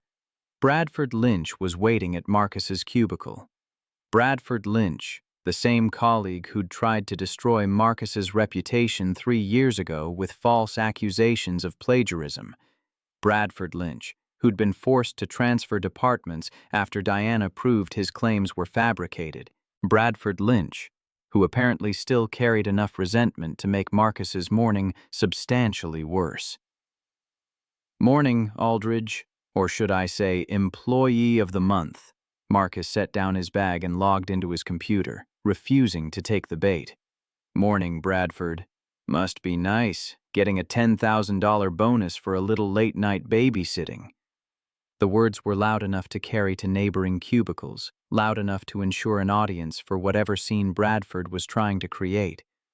Marcus kept his voice level and his eyes on his screen. "I got a bonus for handling a difficult situation professionally. That's all." "That's all?" Bradford leaned against the cubicle partition with the casual arrogance of someone who thought his whiteness made him untouchable. "Come on, Marcus. We all know what really happened Friday night. You saw an opportunity and you took it." Marcus's hands stilled on his keyboard. Every instinct told him to walk away, to ignore Bradford's provocation, to be the bigger person. But something hot and sharp was building in his chest, something that had been building since Friday night and Monday morning, and every moment in between when he'd had to prove his decency with evidence and documentation. "What exactly do you think happened, Bradford?" "I think you drove your drunk boss home and cashed in on her gratitude. I think you played the hero card and Sterling bought it hook, line, and sinker. Felix Washington appeared from nowhere, positioning himself between Bradford and Marcus, with the kind of protective stance that made Bradford take a step back. You got something to say, Lynch. You say it with witnesses. Don't slink around someone's desk making accusations. I'm not making accusations. I'm just observing that some people get rewarded for doing the bare minimum while the rest of us actually work for our bonuses. Marcus stood up slowly, and the movement made Bradford take another step back despite himself. The bare minimum would have been leaving Diana at that restaurant to figure things out herself. The bare minimum would have been calling a taxi and washing my hands of the whole situation. What I did was sacrifice my daughter's concert and risk my career to make sure someone got home safely. And if you can't see the difference between that and whatever you're implying, then I feel sorry for you. Bradford opened his mouth to respond, but Felix cut him off. Meeting's over, Lynch. You said your piece. Now move along before I go to HR about workplace harassment. For a moment, it looked like Bradford might push back, might escalate into something uglier, but he glanced around at the colleagues who'd gathered to watch and apparently decided discretion was the better part of valor. Whatever. Enjoy your windfall, Aldridge. He walked away, and the small crowd dispersed, leaving Marcus and Felix standing in the wreckage of Monday's goodwill. Marcus sat down heavily, his hands shaking with adrenaline he couldn't quite process. Thank you. Don't thank me yet. That's going to be around the office by lunch. Felix pulled over a chair from an empty cubicle and sat down, lowering his voice. How you holding up? And don't give me the company line. Honestly, I'm furious. I'm furious that I did everything right and I'm still having to defend myself. I'm furious that Diana told the truth and people like Bradford still think they know better. I'm furious that being good isn't enough, that I have to be perfect and documented and beyond reproach just to be believed. I know, brother, I know. And the worst part? I'd do it again. If I saw Diana in trouble Friday night, I'd make the same choice. Because walking away would mean becoming the kind of person I can't live with being. But God, Felix, I'm tired of paying extra for basic decency. Felix was quiet for a moment, and when he spoke, his voice carried the weight of experience Marcus was only beginning to understand. That's the tax, man. The black tax. We pay it every day in 1,000 different ways. Extra documentation, extra proof, extra careful about how we talk and dress and exist in spaces that weren't built for us. And yeah, it's exhausting. But you know what the alternative is? What? Giving up. Becoming bitter. Letting people like Bradford define who we are and what we're capable of. You didn't do that. You stayed decent even when it cost you. And your daughter saw that. Sophie's going to remember that her dad sacrificed something important to help someone who needed it. That's worth more than any bonus. Marcus wanted to believe that. Wanted to believe that Sophie's understanding mattered more than Bradford's insinuations, or the whispers in break rooms, or the careful looks from colleagues who couldn't quite decide what to think. But belief was hard when exhaustion sat on his shoulders like physical weight. The rest of Tuesday passed in a fog of spreadsheets and meetings and careful navigation around colleagues who treated Marcus like he was simultaneously a hero and a scandal. By 5 p.m., he was ready to escape, to pick up Sophie and go home and pretend the outside world didn't exist for a few hours. But his phone buzzed as he was packing up. Diana's name appeared on the screen. Can you stop by my office before you leave? Marcus climbed the stairs to the executive floor, a journey he'd made countless times for project reviews and quarterly check-ins, but never with this particular weight of uncertainty. Diana's new office was smaller than her old one, a lateral move that Sterling had presented as a promotion to strategic operations, but everyone understood was really a graceful demotion. She was still a director, still had authority, but she no longer managed Marcus's department directly. Diana looked up when he knocked, and Marcus was struck by how different she seemed from the composed professional he'd known for 6 years. There were dark circles under her eyes despite careful makeup, and her hands trembled slightly as she gestured for him to sit. "Thank you for coming. I know it's late." "What's going on?" Diana took a breath that sounded like it hurt. "I had a meeting with Vivian this afternoon. About my conduct at the party." She paused, and Marcus could see her choosing words carefully. "I'm being placed on a performance improvement plan. Mandatory counseling for alcohol issues, monthly check-ins with HR, and any future incidents will result in immediate termination." Marcus absorbed this, trying to gauge what it meant for Diana and whether it changed anything about his own situation. "I'm sorry. That seems harsh." "It's fair. I got drunk at a company function and put both of us in a terrible position. The fact that you handled it perfectly doesn't erase my poor judgment." Diana looked down at her desk, and when she spoke again, her voice was quieter. "I also wanted to tell you that I've started attending AA meetings. 3 so far. It's harder than I expected." "That's good, though. Getting help." "Is it? Sometimes it feels like I'm just admitting failure in yet another area of my life." Marcus thought about his own failures, about the nights after Camille died when he'd wanted nothing more than to stop existing, about the mornings he'd dragged himself out of bed solely because Sophie needed him to. Getting help isn't failure. It's the opposite. It's saying this problem is bigger than me, and I'm smart enough to know I can't fix it alone. Diana smiled, but it was a sad thing that didn't reach her eyes. "You're very kind, Marcus, especially considering I almost destroyed your career Saturday morning." "You didn't, though. You told the truth when it mattered. After almost telling a lie that would have ruined you." She shook her head. "I don't know if you can understand how close I came to making that call to the police, how certain I was in that moment that you'd done something terrible. And then Sophie appeared, and I saw the house and the evidence you'd left, and I realized the only terrible thing was my assumption." Marcus understood more than Diana probably realized. He understood how fear could override reason, how trauma could make you see threats everywhere, how easy it was to believe the worst about people when the worst had already happened to you once. "You told me about what happened 20 years ago, when you were an intern." Diana's hands stilled on her desk. "I shouldn't have brought that up." "It's not an excuse. It's not an excuse, but it's an explanation. And it helps me understand why you were so scared Saturday morning.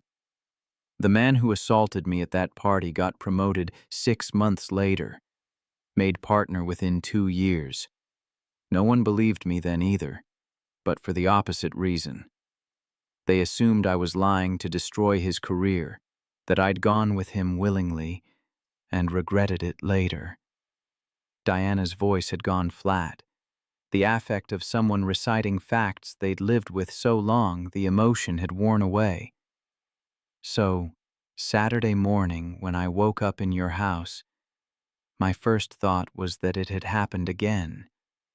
And my second thought was that this time I had to act faster, had to protect myself before anyone could say I was lying. But you didn't." "But I almost did. And the only reason I didn't is because your 8-year-old daughter appeared asking if I wanted soup." They sat in silence for a moment, two people bound together by a Friday night that had revealed more about both of them than years of professional interaction ever had. "I need to ask you something." Diana looked up and met his eyes directly. "Are you angry with me? For putting you in that position? For almost accusing you? For everything?" Marcus considered the question honestly, examining his feelings with the same analytical approach he brought to financial projections. "I'm not angry at you. I'm angry at the situation. I'm angry that we live in a world where I have to document good deeds like crimes, and you have to relive trauma every time something triggers that memory. I'm angry that doing the right thing almost destroyed both of us in different ways. But not at me specifically. Not at you specifically. Diana's shoulders dropped slightly, some tension releasing. Thank you. I don't deserve your forgiveness, but I'm grateful for it anyway. We all deserve forgiveness for our worst moments. That's what being human means. Marcus left Diana's office feeling heavier than when he'd arrived, weighted down by the recognition that Friday night's crisis hadn't really ended on Monday morning. It had just shifted into a new phase, one that would take weeks or months to fully resolve, one that had already changed both their lives in ways they were still discovering. The weeks that followed settled into an uneasy routine. Marcus went to work and did his job and tried to ignore the whispers that died down when he walked into rooms. Diana attended her AA meetings and her mandatory counseling sessions and slowly rebuilt the professional reputation she'd damaged in one drunken evening.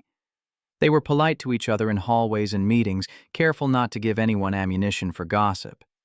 But something had shifted between them that neither quite knew how to address.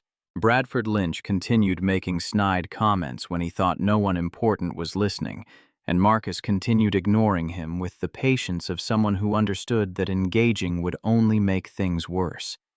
But the comments wore on him, each one a small cut that didn't bleed much but added up over time. Then December 23rd arrived, 3 weeks after the party, and with it came Sophie's second winter concert. The school had scheduled a makeup performance for families who'd missed the first one, a gesture of kindness from administrators who understood that life sometimes interfered with even the most important plans. Sophie had been counting down the days, had reminded Marcus every morning at breakfast that this time he had to be there, had to sit in the front row, had to see her sing her solo in person instead of through a phone screen. Marcus left work at 4 p.m. and drove straight to Jefferson Elementary, arriving 45 minutes early because being late was not an option. He claimed a seat in the front row, dead center, and waited while the auditorium slowly filled with parents and grandparents and siblings squirming in their chairs. His phone buzzed, a text from Diana. I know tonight is Sophie's makeup concert. I hope it's everything you both need it to be. He started to reply but stopped when he saw a familiar figure entering the auditorium. Diana Hartwell, dressed in jeans and a sweater instead of her usual suit, scanning the crowd until her eyes found Marcus in the front row. She made her way down the aisle and paused at his row. Is this seat taken? Marcus looked at the empty chair beside him, trying to process why his boss would be at his daughter's elementary school concert. Diana, you don't need to be here. I know I don't need to be, but Sophie called me this afternoon. From your phone, apparently. She told me there was a second concert and she wanted to make sure I knew her daddy would be there this time. Diana's smile was tentative. She also said I should come if I wanted to see what I made you miss the first time. Despite everything, Marcus laughed. That sounds like Sophie. Is it okay if I sit? I'll leave if it makes you uncomfortable. Marcus gestured to the chair and Diana sat down, and they waited together in the kind of silence that somehow didn't feel awkward despite the weight of everything unspoken between them.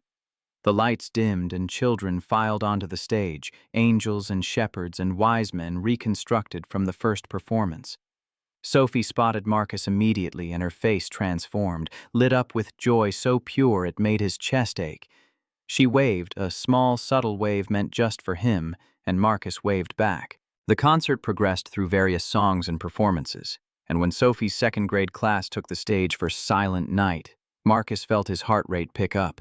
This was the moment he'd missed, the solo his daughter had practiced for weeks, the performance he'd sacrificed to help the woman sitting beside him. The other children sang the first verse together, and then they stepped back and Sophie stepped forward.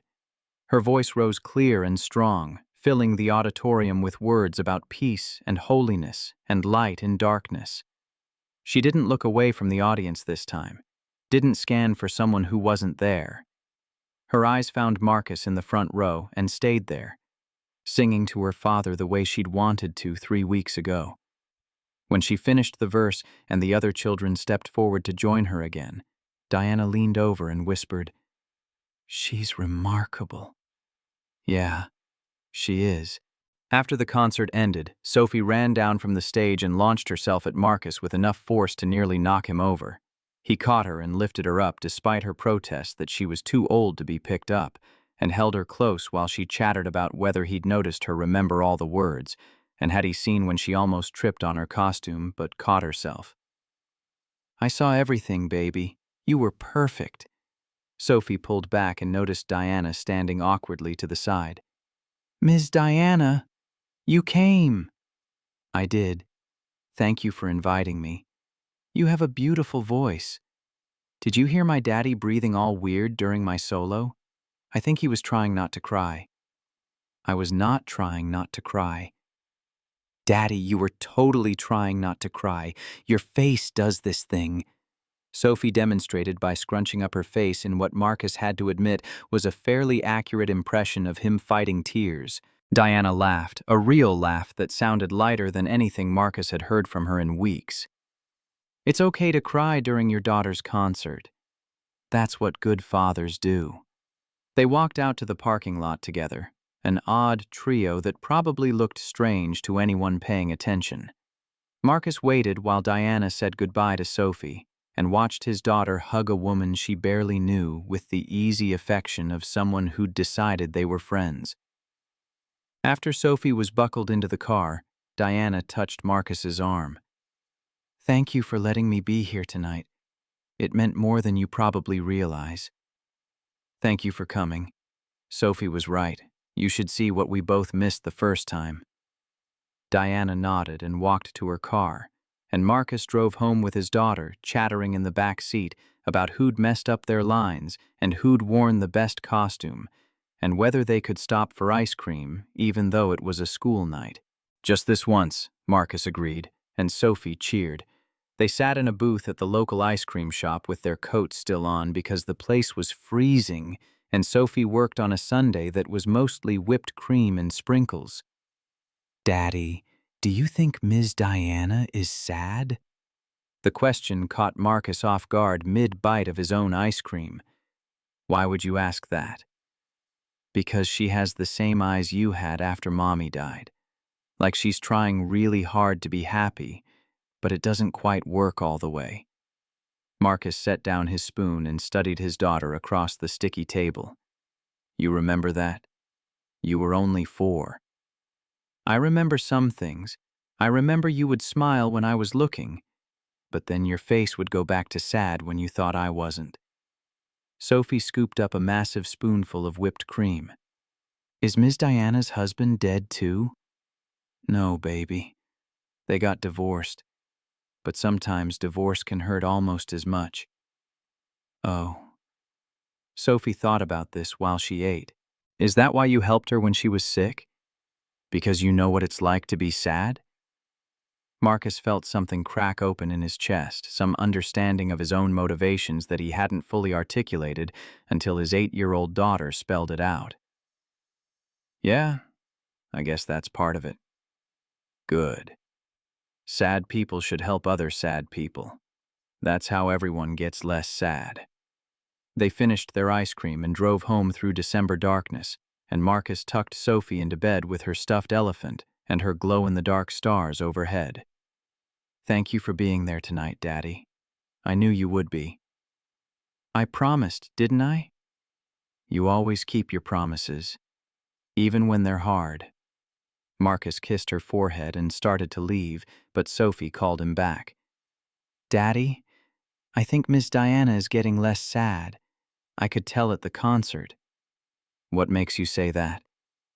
"Because when I sang, she smiled like she meant it. Not just with her mouth, but with her whole face. Like you do now instead of after Mommy." Marcus stood in his daughter's doorway and wondered when she'd gotten so perceptive, when she'd learned to read adult emotions with such clarity. "Get some sleep, baby. Tomorrow's Thursday and you have library. Love you bigger than the clouds. Love you bigger than the whole sky." The winter holidays arrived with their usual chaos of school breaks and last-minute shopping, and Sophie's determination to bake cookies, even though she mostly just ate the dough. Christmas came and went in a blur of wrapping paper and new books and a bicycle Marcus had bought with part of his bonus, watching Sophie ride in circles around the driveway while Mrs. Patterson cheered from the porch. New Year's arrived quietly, just Marcus and Sophie watching the ball drop on television and eating popcorn, and when the clock struck midnight, Sophie insisted they make resolutions. "I resolved to read 20 chapter books this year." Sophie was very serious about this. "What's your resolution, Daddy?" Marcus thought about the past month, about everything that had happened and changed and been revealed. "I resolved to keep being the kind of person you think I am." "You're already that person." "Then I resolve to stay that person even when it's hard." "Good resolution." Sophie yawned, the late night catching up with her. "Can I go to bed now?" "Of course, baby." January settled into its usual bitter cold, and work returned to normal with the slow erosion of gossip that came when new scandals replaced old ones. Bradford Lynch moved to a different department entirely after an unrelated incident involving misreported expenses, and his absence made the analyst floor feel lighter. Diana attended her AA meetings and her counseling sessions, and gradually rebuilt the confidence that had crumbled the night of the party. Marcus and Diana developed an unlikely friendship, built on shared trauma and mutual understanding. They had coffee occasionally in the break room, conversations that ranged from work projects to Sophie's latest adventures to Diana's slow reconciliation with her son Ethan.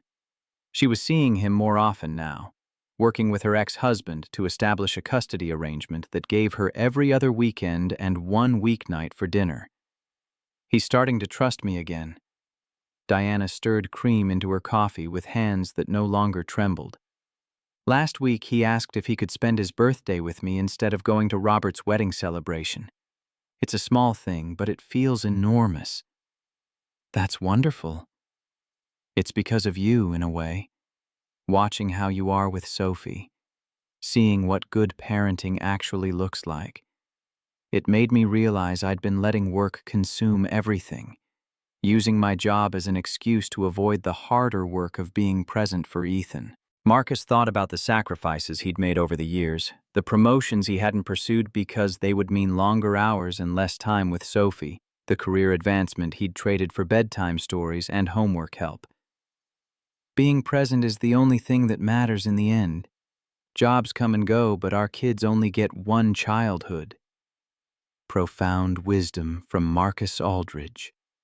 But Diana smiled when she said it, and the smile reached her eyes this time. February brought Sophie's 9th birthday, a party in Marcus's backyard despite the cold because Sophie insisted on outdoor adventures even in winter. Diana came with Ethan, who was shy at first but gradually relaxed when Sophie appointed herself his tour guide and showed him her collection of interesting rocks. Marcus watched them from the kitchen window while he prepared sandwiches, watched his daughter include a lonely 12-year-old in her celebration with the unconscious kindness that made his heart ache with pride. Diana appeared beside him, also watching the kids. "Thank you for inviting us. Ethan doesn't have many friends right now. The divorce has been hard on him socially." "Sophie doesn't have many friends either. Being the kid with the dead mom makes other parents uncomfortable at play dates." Marcus cut sandwiches into triangles because Sophie insisted triangles tasted better. "But maybe that's why they'll be good for each other. They both know what it's like to have missing pieces." "We all have missing pieces, I think. The question is whether we let those pieces define us, or whether we build something new around them." Marcus looked at Diana, at this woman who'd been falling apart 3 months ago and was now standing in his kitchen talking about resilience and growth. "You're doing better. I can see it. 4 months sober as of last week. 90 days since my last panic attack.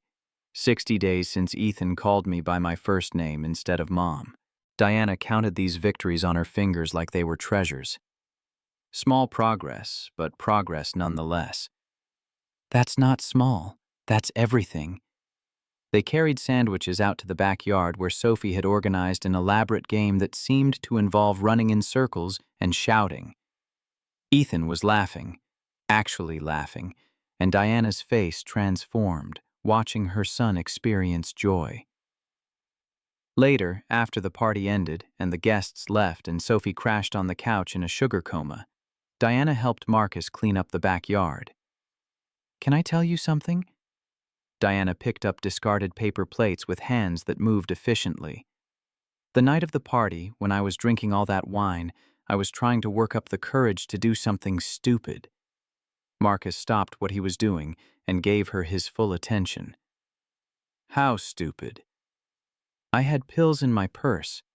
Not enough to kill myself, but enough to make a statement. A cry for help that would have looked like an accident." Diana's voice was steady, clinical, like she was discussing someone else's crisis. "I was going to take them in my car after the party, drive to some parking lot and pass out and hope someone found me before it was too late." Jesus, Diana. "But then I drank too much wine instead, and my phone broke, and you intervened. You literally saved my life that night, Marcus. Not metaphorically, actually saved it." Marcus set down the trash bag he was holding and tried to process this information. "Why are you telling me this now?" "Because I'm learning in therapy that keeping secrets gives them power, and because you deserve to know that the choice you made Friday night meant more than you realized at the time." Diana looked at him directly. "You didn't just help a drunk colleague get home. You interrupted a suicide attempt." The weight of this settled on Marcus's shoulders like a physical thing. All his careful documentation and protective measures had been focused on saving his own reputation, but in the process he'd actually saved a life. The irony wasn't lost on him. "I didn't know. I know you didn't. But I need you to know now. Need you to understand that when Sophie tells people her daddy is a hero, she's more right than she realizes." They finished cleaning in silence, both processing the revelation in their own ways. When the backyard was restored to order, Diana prepared to leave, calling Ethan from where he was showing Sophie his phone. Before getting in her car, Diana turned back to Marcus one more time. "I'm testifying in a case next month. A woman at another firm was assaulted by her supervisor. It's similar to what happened to me 20 years ago, and the lawyers asked if I'd be willing to speak about my experience." She took a breath. "I said yes, because watching you stand up and tell the truth about Friday night, watching you refuse to be ashamed of doing the right thing, it made me realize I've been carrying shame that isn't mine to carry." "That's incredibly brave." "That's the thing, though. I don't feel brave. I feel terrified. But I watched you walk into that conference room knowing people might not believe you, knowing you might lose everything, and you did it anyway because it was necessary. If you can do that, I can do this." Marcus watched Diana drive away with Ethan in the passenger seat, and he thought about the strange mathematics of courage. How one person's decision to be decent despite danger could ripple out in ways they'd never anticipate. How choosing to help even when it cost him Sophie's concert had somehow given Diana the strength to face her own demons. The world didn't make sense most of the time, but occasionally it offered these moments of perfect clarity, where everything connected in ways that felt almost ordained. March arrived with the first hints of spring, and Marcus's life settled into rhythms that felt sustainable for the first time in years. Sophie continued thriving at school, bringing home report cards and art projects and stories about her friend Emma's new puppy. Diana continued healing, marked by increasing time with Ethan and decreasing dependence on emergency phone calls to her sponsor. They had coffee once a week now, a standing Thursday morning meeting that wasn't about work, but about life. Diana talked about her testimony in the assault case, how difficult it had been to recount her own trauma, but how necessary it had felt. Marcus talked about Sophie's growing questions about her mother, about how to honor Camille's memory while building a life that moved forward. She asked me yesterday if I was lonely. Marcus stirred sugar into his coffee even though he usually drank it black. Wanted to know if I'd ever want to get married again. What did you tell her? I told her I wasn't lonely as long as I had her. But I don't know if that's true or if it's just what I needed to say to make her feel secure. Diana considered this, her fingers tracing the rim of her mug. I think loneliness and being alone are different things. You can be alone and content. You can be partnered and desperately lonely. The question isn't whether you're lonely. It's whether you're open to connection when it appears. Are you? Open to connection? I'm learning to be. Slowly. Therapy is helping me understand that what happened with Robert wasn't about me being unlovable. It was about him making choices I couldn't control. Diana looked up and met his eyes. What about you? Are you open? Marcus thought about the question honestly, examining his heart with the same care he brought to financial analysis. I don't know. Sometimes I think, yes, I could imagine building something new with someone. Other times I think Sophie and I are enough, that trying to add someone else would just complicate what works. Those aren't mutually exclusive, you know. You and Sophie can be enough, and you can be open to possibility.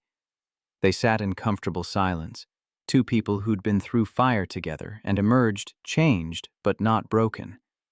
Outside the break room window, March rain streaked the glass, and somewhere 12 floors down Chicago went about its business, unaware that small moments of grace were happening in corporate coffee breaks. Marcus, can I ask you something personal?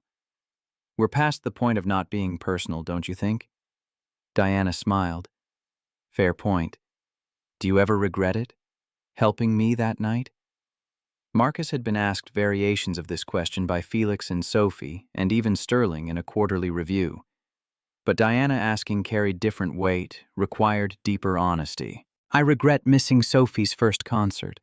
I'll carry that regret for a long time. But I don't regret helping you, even knowing what it cost. Because the alternative was becoming someone I couldn't live with being, and that cost would have been higher. Your daughter is very lucky. I'm the lucky one. She makes me want to be better than I am. That's what children do, I think.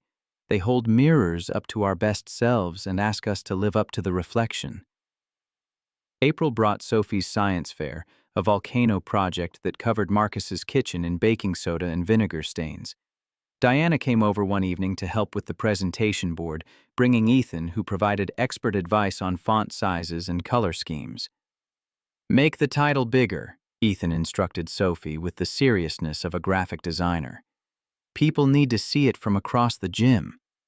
Sophie accepted his advice with gratitude, and the two of them worked on the board while Marcus and Diana prepared dinner. It felt natural having Diana in his kitchen. Felt right having Ethan's voice mixing with Sophie's in the living room. Marcus wondered when this had happened, when his carefully controlled solitary life had expanded to include other people's complications. The science fair was held on a Thursday evening, and Diana and Ethan showed up along with Mrs. Patterson and Felix Washington and his family. Sophie beamed, presenting her volcano to a crowd that included people who cared about her, and when she won second place, she hugged Marcus first and then ran to hug Diana second. Did you see? Did you see how big the eruption was? Diana laughed and hugged her back. I saw everything. You were magnificent. Walking to the parking lot afterward, Sophie between them holding both their hands, Marcus caught Mrs. Patterson watching with knowing eyes. She'd been around long enough to see where this might be heading, perceptive enough to notice what Marcus himself was only beginning to acknowledge. May arrived with weather warm enough for outdoor activities, and Sophie lobbied for a trip to the beach. Lake Michigan was still too cold for swimming, but perfect for walking along the shore and collecting shells and pretending the Chicago skyline in the distance was actually a castle. Marcus invited Diana and Ethan without overthinking it, and they met at the beach on a Saturday afternoon that felt stolen from summer. Sophie and Ethan ran ahead building cairns out of smooth stones, while Marcus and Diana walked behind at a pace that allowed for conversation. I got the final custody modification yesterday. Diana's voice carried satisfaction. Full 50-50 split. Ethan spends half his time with me now. That's wonderful. It's more than wonderful. It's evidence that change is possible, that mistakes don't have to define us forever. She paused, watching Ethan help Sophie balance a particularly tricky stone. Thank you, Marcus. For what? For showing me what it looks like to put your child first. For demonstrating that being a good parent means showing up even when it's hard. For being the kind of person who made me want to be better. Marcus thought about that night in December, about the choice he'd made and all the consequences that had flowed from it. Good consequences and hard ones, expected outcomes and surprising revelations. He'd been so focused on documentation and protection that he'd missed the larger truth. Sometimes doing the right thing changed everyone involved. I think we helped each other. His words came slowly, carefully. You stood up for me when it mattered. You told the truth when lying would have been easier. That took courage I'm not sure I would have had. We'll never know, will we? What we would have done in each other's positions. We only know what we actually did. They walked in silence for a while, watching their children play in the distance, and Marcus felt something shifting in his chest. Not attraction exactly, though he wasn't blind to the fact that Diana was an intelligent, accomplished woman who understood him in ways few people did, but something deeper than attraction, some recognition that his carefully maintained solitude might be loneliness after all. Sophie appeared breathless from running, her hair wild from wind and her hands full of lake stones. Daddy, look what Ethan and I found. They're smooth enough to skip but too pretty to throw away. Then we'll take them home and make something beautiful out of them. Like what? We'll figure it out together. Sophie ran back to Ethan, and Diana turned to Marcus with an expression he couldn't quite read. Together is good. Better than alone, anyway. Yeah, Marcus agreed. Better than alone. The sun was setting when they finally headed back to their cars, the sky painted orange and pink over Lake Michigan. Sophie fell asleep in her car seat on the drive home, exhausted from running and exploring and the particular tiredness that came from being completely happy. Marcus carried her inside and tucked her into bed without waking her, and stood in her doorway for a long moment, watching her sleep. This child who'd forgiven him for missing her concert, who'd welcomed Diana and Ethan into their small world with open arms, who saw connections where Marcus had been too scared to look. His phone buzzed. A text from Diana. Ethan asked on the drive home if we could do this again next weekend. I told him I'd have to check with you and Sophie first. Marcus typed back, Sophie would love that. So would I. The response came quickly. Good. Because Ethan's not the only one who wants to do this again. Marcus sat on his couch in the quiet house, his daughter asleep down the hall, and thought about the strange journey from December to May. How one decision to help despite danger had unraveled both their lives and then slowly, carefully, helped them build something new. Not perfect, not without complications, but real and honest and moving forward. He picked up his phone one more time and pulled up the video of Sophie's first concert, the one he'd finally been able to watch after seeing her perform in person at the makeup show. His daughter's voice filled his living room, singing about silent nights and holy peace, and Marcus let himself cry now the way he hadn't allowed himself to cry in December. Because helping Diana had cost him this moment with Sophie, but it had also given him something he hadn't known he needed. Proof that doing good things mattered even when the cost was high.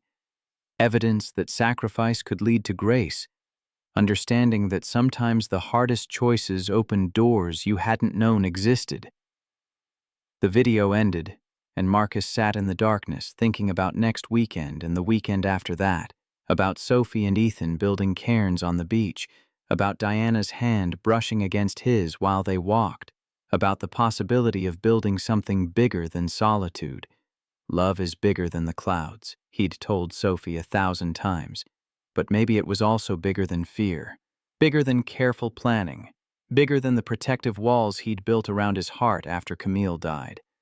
Maybe it was time to find out.